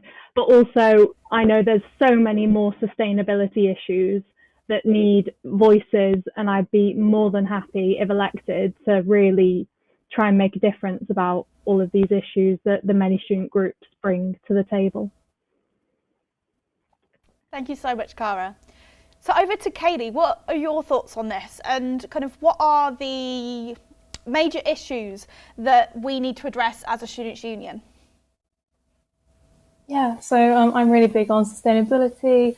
Last year I was president of the Vegetarian Vegan Society for a year. I ran events with Sustainable UCL, and yeah, I'm a bit of a geek for sustainability, basically. So as I said already, opening the zero waste shop, I won't dwell on that point. But also reducing, this was kind of a very unstandardized thing in the outlets, but reduce the price of food in outlets towards the closing time, to reduce food waste. So people do reduce them, but it's not a standardized thing. We just kind of chucked out food for free sometimes, binned it sometimes. This should be standardized. And also, as mentioned prior by someone else, I'm sorry, I can't remember who it is, talk about giving the food away as well if it hasn't sold, because there's a lot of nitty-gritty law around there. I also want to increase kind of recycling stations on campus, things that are a bit harder to recycle, such as like your batteries and the things, that you might just chuck away if you don't really know what to do with it. I also want to increase the frequency of sustainability events. I know the swap shop, when we could do it in person, was really, really popular. So, you drop your codes off and take someone else's back, and it's kind of mutual, just really increase the frequency of that. People love that, I love that, and would love to see it back. As well as that, things such as upcycling classes, vegan cook-alongs. I know the Vegan Society would be really down to collaborate on some stuff like this. And also, I know UCL has the goal to, we topped the carbon thingy-bob with having the goal to be kind of carbon zero neutral 2030. So we need to do this properly. It's really important we don't just offload carbon, pay someone to neutralize this. We need to use any space we have in make these green spaces. I know it's very limited in London, but like we did with the student centre and whatever. I had one more point, but it's gone, so I'll let someone else talk. Oh, brilliant. Thank you so much, Kayleigh. So, Oveis, what would your sustainability priorities be? This is I love hearing people's thoughts on this one. I don't know what I said about it. I think there's a lot of untapped connection and collaboration between different people already interested in things, and I think is kind of one of those things that needs very little investment for a lot of reward. But one point I want to make is, outside of just environmental sustainability, is social and financial sustainability. UCL's biggest thing is that it is huge and has so many resources and so much money, and even beyond its own operations, the way it wields that resource is, sorry for using such annoying words, but in the way that it puts them into operation is really important for sustainability. Part of that we've seen in terms of social and financial is how it treats its staff, how it puts money aside to value people, how that helps it in the long term, and also develops it in the future. UCL has £1.2 billion in an estate regeneration program that is really opaque, that is hard to touch its actual, like, it's covered in other areas of their sustainability agenda, but it's really hard to draw these things together. So making more of a point of UCL as an anchor institution and the way that it uses its resources in how nothing gets recycled on campus because of the outsourced waste contract. That's just my opinion, not a general fact. But these types of things should be brought into what UCL does and what also the union does. The union needs to treat its staff better, and that's part of its finances and part of its social sustainability. So yeah, just emphasizing the points outside of environmental sustainability. Thank you so much. Thank you so much, Ovi. It was good to hear kind of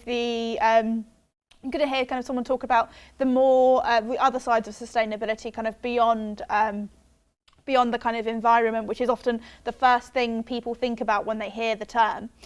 So there have been some really great kind of ideas kind of being spoken about here, and kind of Moise, how do you think you would get students support to make real lasting change here? So I just saw on the chat that Kayleigh hadn't just remember her point, so maybe I can let her finish and kind of go from there, if you agree. Yeah, sure. Kayleigh, so it seems like you've remembered your point. Back over to you. Yeah, thank you for that. That was so kind. It was about the cups and things people comment on. I know we're not perfect, but a lot of the packaging and cups and stuff we use in the union is actually vegware, so it is made of this kind of compostable food, stuff like that. And I used to get comments and complaints about it all the time. So again, just increasing the education, that we do spend money in that. It is a bit more expensive, but we do it for a reason. Just vegware, and buy more of it and make it the only thing we use, because it can be a bit temperamental with certain things, but when we can use it, it's really good. It's compostable, it's recyclable. I love vegware. Thank you very much, Kayleigh. Back over to Moise, and I'll just kind of repeat the question again. So how do you think you would get student support for making lasting sustainable change here? I think we already have the support from the students, and there's only so much we can ask for the students, because we want the students to make the union more transparent. We want the students to fight for fee reduction. We want the students to do well and get first at the exams. We want the students to also have a life outside of university. We want so many things out of the students. So I think we can also let the students be a bit and keep on investing in people, as Oveis said, and give the people the ability, when we invest in them, to make for sustainable choices, because ultimately it's about choices. And as we said, the main obstacle to sustainability is the cost. So I think that's really that on that. And I really like the second aspect that Kayleigh mentioned, and the community swaps and all those kind of small scale initiatives to keep people engaged, and not even keep them engaged, but really so they can kind of live sustainably and enjoy that doing so. Thank you so much, Moise. So Husam, is sustainability all about choices, and kind of what is the union's role to support students making the right choices?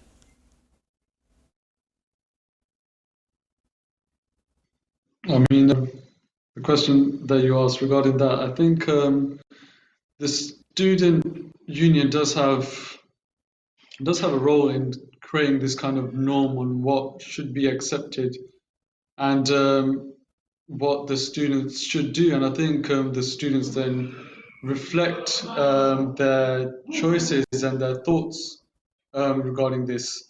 So if elected, and say I'm collaborating with the sustainability officer, coming into mind, there's three things that I can think of which would be suitable regarding the issue of sustainability. First of all, increasing the number of water fountains so that we can make use of the water and reduce the plastic usage. Secondly, introducing more recycling bins. And as the other contestants about the food waste, we can maybe introduce food waste bins. And the third option, making use of technology. So instead of putting up posters, printing stuff, we should save on paper and digitalize a lot of things, which is already done. But furthermore, there's room for that. So utilizing technology to then make everything sustainable is, I think, the key key way to move things from here. Thank you. Thank you very much, Husam. So over to Osman. So recycle bins, plastic cups, and kind of a few other of the ideas that has already been mentioned by other candidates. Kind of what matters most to you? I do think you've highlighted an important question in that sustainability is a pressing issue worldwide, and it's something that a lot of people have increasingly become more aware of and become more passionate about, because it is an issue that affects all of us. I think alongside environmental sustainability, which is something that a lot of the other candidates have said, and they've all raised good points, something that's not looked into enough is the ethical and socially responsible investments that UCL make. UCL takes in a lot of money from our tuition fees, and we have the right to see where our money is going and whether it is being used in sustainable and socially responsible investments. And so one of the things that I've mentioned in my manifesto, which hasn't been raised by other candidates here, is to kind of increase the transparency regarding UCL's investment policies, and making sure that we as the students understand where our money is going and whether it's going to things that we all agree on and that we all think is acceptable, as our money again is going and being supported, is supporting these causes that UCL is investing in. And so it's important that we have the say in making sure that UCL is abiding by a lot of these values that we, the students, kind of represent and wish to kind of we wish the uni to also embody. Thank you very much, Osman. So Tonja, for the final word on this topic, not the whole thing, don't worry, we've still got 2 more questions left after this. But how important is it that both the union and UCL have ethically and socially responsible investments? Is this or something else the most important aspect of sustainability to you? Yeah, thank you for this question. I think it's a really great point that Osman made. I think as students, we do deserve to have the rights to actually take a look where our money is going.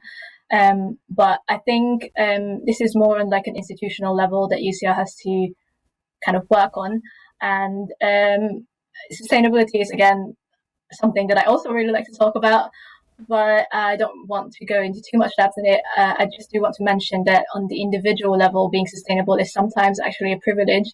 So we do have to address that. And I think, for example, the clothes swap shop that Kayleigh mentioned, that's a really good idea. Promote it and raise awareness of these issues.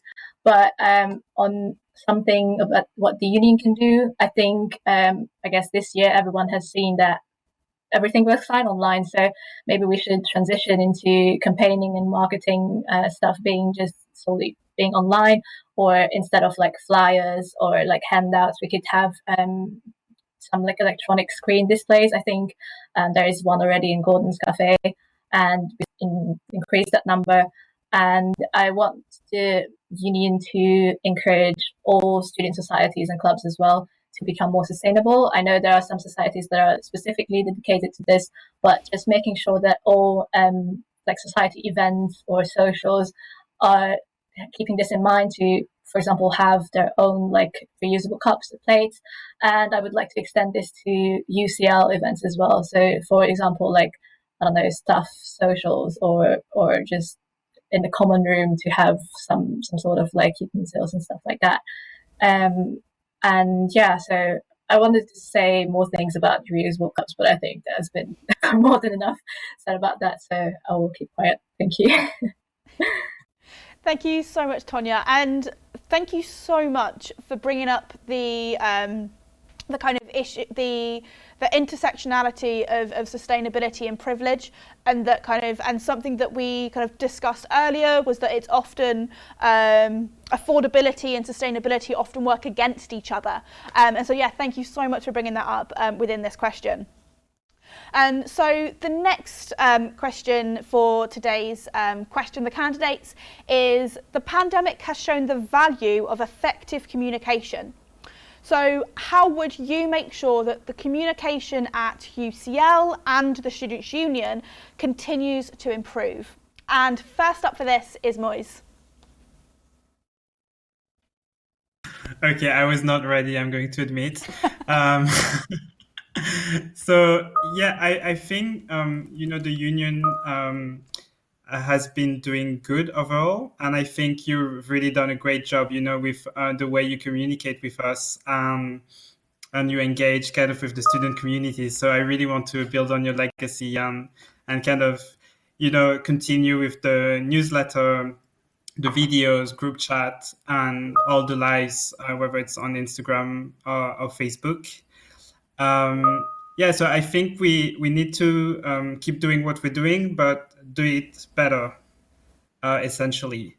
And I think that's what I think about a lot of things that we were discussing before, even sustainability. We're always saying, oh, what could the union do extra, But I think we can just focus on what we're doing and do it, and focus on doing it better. And if we aim to go net carbon zero in 2030, we need to work on getting there, not trying to be the most sustainable union or get the clout or get the title, whatever. So yeah, I think we just need to continue and maybe take on students' thoughts on the way the unions communicate to improve it. Yeah, and that's my stance on that. Thank you. Thank you so much, Moise. It was a very good answer, despite having no time to prepare. So, Cara, what are your thoughts on all this? So my degree is split across 5 departments. So I've had my fair share of delayed, contrast and convoluted communication this year. And I completely agree with Moise. I believe the Students' Union have done a great job. They've had a difficult time this year, acting as a go-between between UCL's main communications and students to try and facilitate a sense of understanding of all this confusing material that we keep being sent. I think UCL is capable of communication. At the start of the COVID outbreak, they had initial daily emails sent to all staff, but didn't think to keep students in the loop on this. And I feel that that's something that needs to change. I think students should be at the forefront. We pay so much money for our degrees, and we are the main customers of the university. And so keeping students in the loop and having a transparent communication that isn't really delayed and really confusing is something that I would really passionately push for if I was elected next year. Thank you, Cara. So as a sabbatical officer, you hold this kind of dual status within UCL as both a student, well, enrolled student, and a member of staff. And so I was receiving in my kind of student inbox all of the emails possible, and I could really tell the difference between when it was a staff message, which kind of, you were correct, was a daily email, compared to when it was a student message, which was, you'd be lucky if it was once a fortnight. And obviously with how kind of the last 12 months have been, and how volatile it's been, and how kind of changes have often had to be enforced overnight sometimes. Yeah, definitely. I think communication, UCL communication is definitely an area that the next Union Affairs role should definitely work on. So, Isaac, kind of, are there areas where kind of we, the union, could improve our communications? Yeah, so I think this kind of applies to both parties. And to be fair, I think the union are much, much better at this than the university itself. But I think that one particular thing that I would like to see is minutes from meetings not just available, but like accessible, easily accessible and obvious to find. And I know the union meetings, most of them are available, the minutes are available on the website, and I've had a look through some of those and they're very well formatted. But I think even just attaching those kind of actually to the weekly briefings that are given out by the union would be a really good way of allowing people to keep up with what's going on. Ideally, if possible, having meetings audio recorded as well to ensure that people can actually listen to those recordings, which is an issue for the university when it's taking these massive decisions. I think that we absolutely deserve to know and be able to find out what they're saying, because obviously decisions are being made for reasons, and I think that a lot of the time those reasons aren't communicated at all. And I think that that's something that students would be a lot happier, even if they actually didn't like the decision, to understand at least why the reasons were what decisions were being made, for what reasons, and see whether those reasons were legitimate. So I think that's the main thing in terms of communication, actually. Thank you so much, Isaac. So over to Osman. If elected, how would you make sure that communications from both UCL and their students' union continue to improve?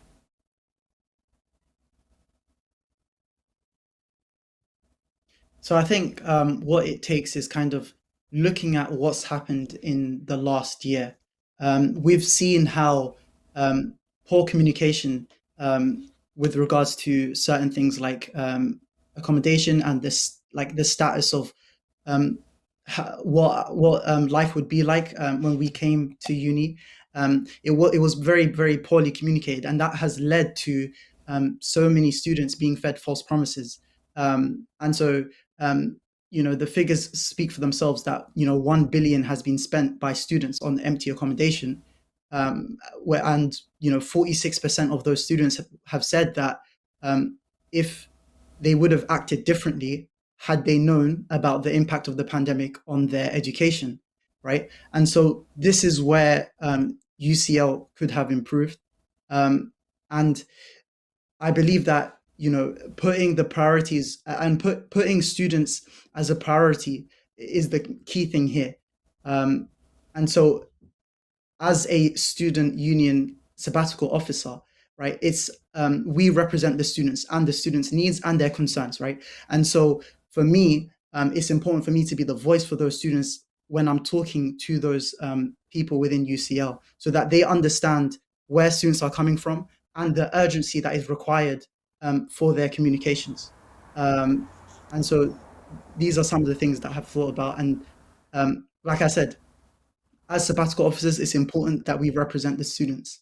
And when it comes to communications where students' finances are being affected, where they're having to spend money, it's important that UCL doesn't delay and they understand the urgency behind announcing their decisions.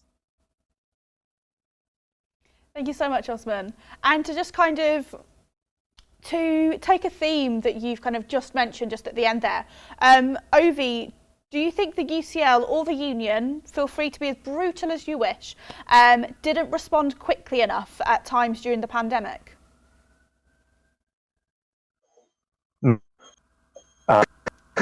I think that the uni is a really slow-moving beast that tries to balance a lot of other interests above students.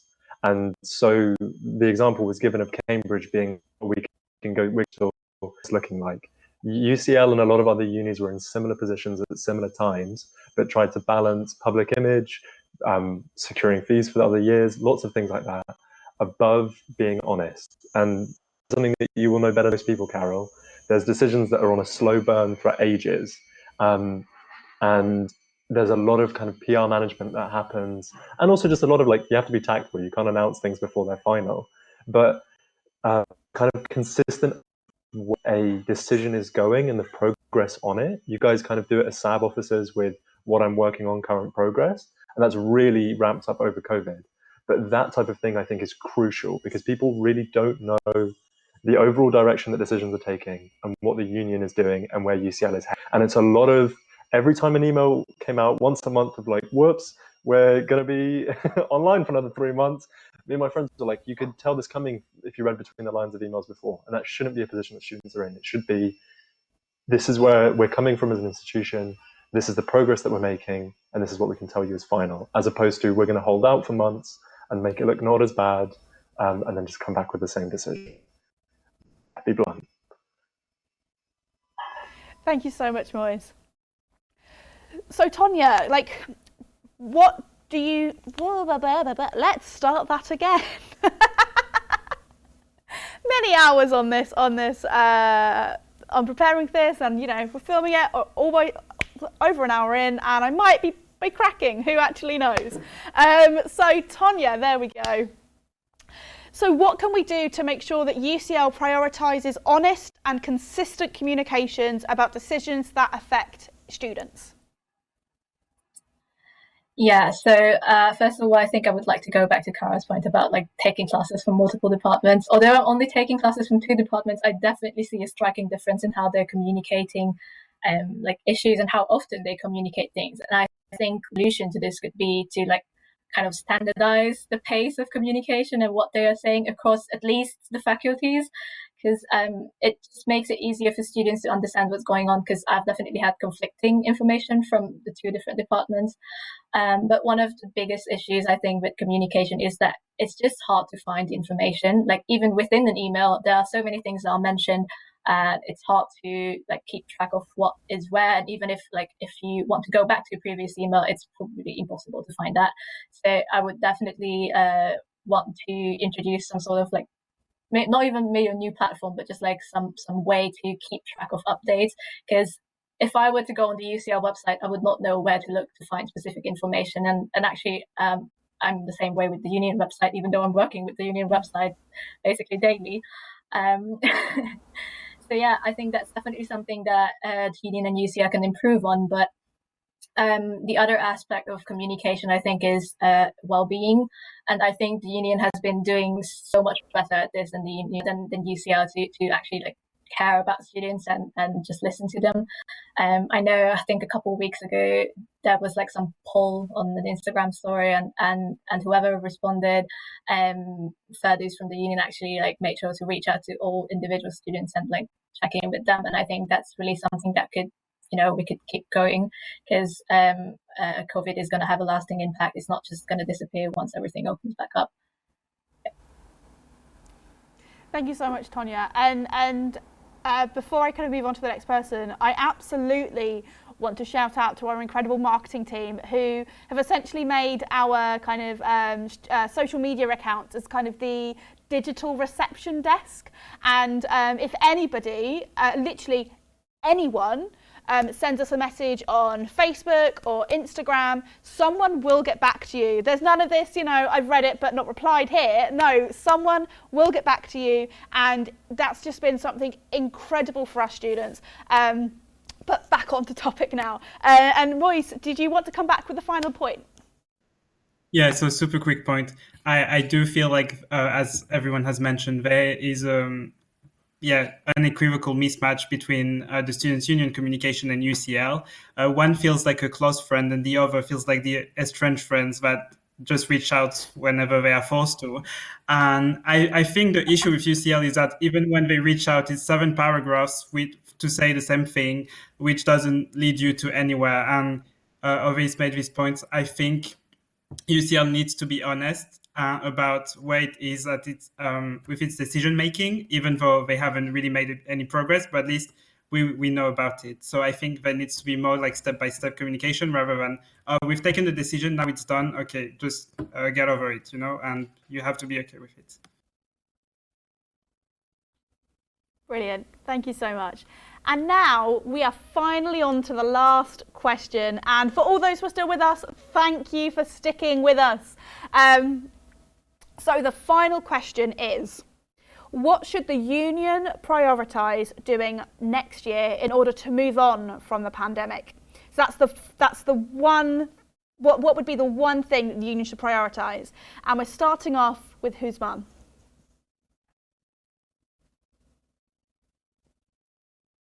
So I'm going to summarize this in one word as well. Normalization. I think after the whole pandemic and the whole year, which has been very unorthodox, there is a need for normalization.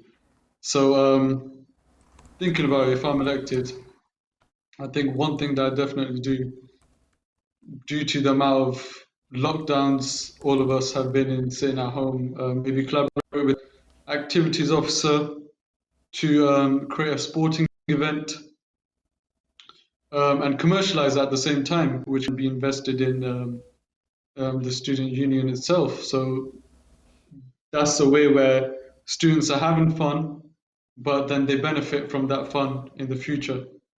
Another thing I'll definitely lobby for additional academic funding for research-related activities such as field trips. I think after this whole year, everyone deserves from UCL that extra step, that extra bit of experience from the experience that we've missed this year. I think students do deserve maybe a field trip where they can have a bit more fun, but then educational fun kind of thing. So I think normalization is something that the student union do need to contribute in and just make students feel welcome and just that things are getting better, more positivity. Thank you. Thank you very much, Husam. So next up is Cara. What would be the one thing that the union should prioritise doing next year in order to move on from the pandemic? One thing, I'd choose support. I think in the wake of the pandemic, lots of other issues have been neglected or pushed to the side. So I think the union needs to prioritise supporting students transition back onto campus. They need to support financially, as a lot of people have spoken about, mental health and well-being support, and also careers support, because the job market is changing. It's been massively impacted by the pandemic, and I think students need support in that area as well. So support. Thank you very much, Cara. Next up is Isaac. I think for me, the one key concept that the union needs to focus on next year is rebuilding. I think that normalization obviously is a core part of that, but I think also that this pandemic has actually been an opportunity for us to take a step back, look at what we have and look at what we want, and see if those two things match up. And I think that in a number of ways, clearly they don't, and those are things that we can improve on. So I think on sustainability, we're not quite reaching those goals that we want to be reaching. We need to be improving on that. In terms of democracy and transparency, we are clearly not reaching those goals, and a lot of students are very angry about that. And I think that we can change the way that the union is run and fight to change the way that UCL is run in order to ensure that we are both more democratic and more transparent. And then I think in terms of sustainability, in terms of student welfare, I think that once again we've seen that we are falling short of where we want to be, although massive improvements have been made almost ironically this year because of the pandemic. So I think this is a time for us to see what worked before, see what's worked during this time of crisis, and see which of those we can take, which of those we have to leave behind, and what we can add even more going forward through the rest of this next year and next 5 and 10 years of UCL's future. Thank you so much, Isaac. And next up is Kayleigh. Yeah, it's really hard to keep this one succinct. There's so many things we need to do, but I shall try. Mine is all about well-being and safety. So well-being, information about kind of post-lockdown anxiety, it's a thing I'm already worrying about. And I know a lot of people are, how do we get back to this normal? What is this new normal? Help, like we want information on this. With that, I've already mentioned previously the keeping an opt-in, keeping in touch campaign to kind of go with that, just checking in with students. And then finally, safety, when things do open again, partly due to that anxiety, like going out on the streets at night, if you choose to, go out for whatever reason, you want to feel safe. So there was this new report that came out, right? So 97% of women had experienced sexual harassment. That obviously doesn't take into account non-women and regardless of how you identify. But yeah, so that's a huge, huge number. So I want to continue running the active bystander workshop and really make sure that everyone has gone through it, because people do slip through the cracks. And the touch-ups as well. So the pride in sport training as well. It's all about active bystanderism, focusing on zero tolerance and how to deal if you were in a situation, how to help people with that as well, spreading knowledge of Ask UCL and Report and Support, because not enough is known about them, and they're really good tools and they're really useful. Thank you so much, Kayleigh, and thank you for mentioning active bystander. And people can still kind of complete the module like now if they wanted to, and I think it's especially topical with everything that's kind of going on in the media right now, and I just really want to urge people to really look out for others and be active bystanders. as much as they're comfortable with being. So thank you so much there, Kayleigh. Next up, we have Moise. So one of my main points in my manifesto is that I want to try to give back as much as possible students the experiences that they have not gotten or they have lost. And I think that's why keeping them safe and, keep tackling sexual harassment and other issues that a student could face potentially. So yeah, I really want to prioritize giving students their university experience. And I just remember the Students' Union slogan, which is "Do more" or something like that. But yeah, I just want to give as much as possible and make a university experience the one that they should have gotten but didn't get. Thank you so much, Moise. And next up is Osman. So Osman, what should the union prioritise? What should be the one thing that the union prioritises next year in order to move on from the pandemic? So I think the student union, it needs to rejuvenate the student experience for next year. I think UCL and both UCL Union focused on just maybe recreating a lot of the existing structures and making it online. However, we need to make sure that we don't return back to how we used to operate pre-pandemic, because without contextualizing our actions going forward with the effects of COVID and the pandemic on our students, it means that we won't be effective in accurately providing services to our students, right? And so for the last year and a half, students have had a poor experience with their courses. They've had a feeling of a lack of connection with UCL. And so it's important that when we return next year, hopefully when the pandemic kind of reduces and we're allowed to come back onto campus, there is a strategy for the reintegration of students back onto campus life. And so that would involve things like looking at Freshers' Fair and whether we can have a Freshers' Fair that we could have when uni has opened up, an in-person one. Looking at different solutions, listening to students and asking them what do they want to see next year that would help make their experiences better that they didn't receive in the last year and a half. And so these are the things that we need to focus on. We need to contextualize our actions moving forward with what our students have experienced in the last year and a half. And so the student union should just work again to rejuvenate the student experience. Thank you so much, Osman. Next up is Oveis. Okay, I'm going to try this real short, and so I'm going to focus on the specific thing that the question is asking. What should we do to move on from the pandemic? One is to address the feeling of loss that people have had. Sure, we've been doing all of the studying and stuff, but the thing that people are specifically missing is being in person and enjoying campus. So campus has to be a place that's open, enjoyable to go and sit, eat, pray, study, be around people. If you drink and go out, drink and go out. If you like sport, go and do sport. But these things, the campus is very owned by the uni, and that's the priority, but it now needs to be owned by the students to have the things that they've missed, including graduations.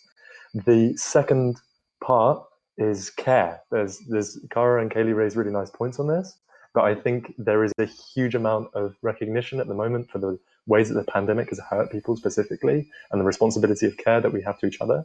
And a point that Tonja makes in her manifesto that I think is really important to bring in here is that moving on from the pandemic, much for like East Asian and Asian students, because a huge amount of racism and hate crime has been directed at them. And I don't necessarily like the idea of moving on without acknowledging that that has been a problem that has been as a result of universities not supporting international students when they've come, and also just home students who have Asian heritage.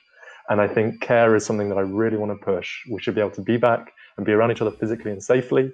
I'm not pushing to be on top of each other, I'm compromised, but for that part, be around each other in a place that is ours, that we miss. And the second part, to look after each other and to make sure that we understand what the pandemic has meant in terms of hurt, so we care for each other. That's my take. Thank you so much, Oveis. I, for one, can't wait to hug my friends, to hug my mum. I live separately from my mum. You guys are knowing everything about my life now.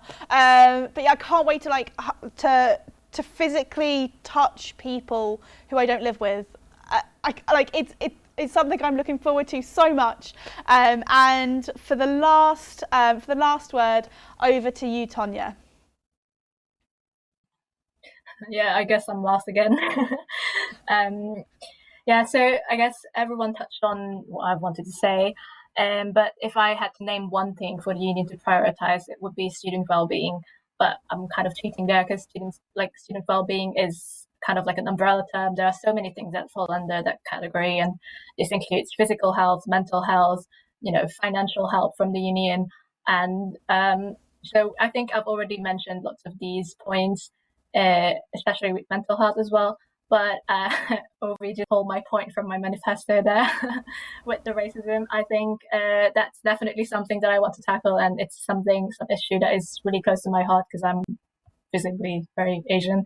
And I've also had some negative experiences. I actually mentioned this in my manifesto video that I have been spat in the face on the UCL campus, and this was really just, it's not a nice experience. I want to help students to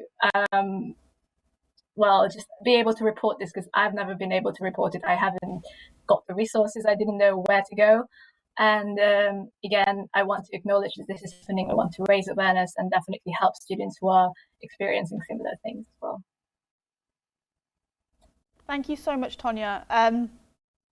And yeah, sorry, I'm just a bit kind of speechless. I definitely think that UCL and the union need to do better in talking about the ways and the different methods to kind of report harassment and kind of discrimination on campus.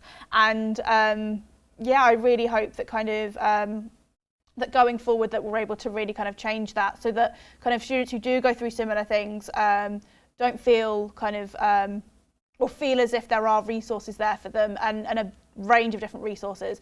So thank you very much. So we're wrapping up now, and I want to say thank you so much to all of the candidates for taking part today.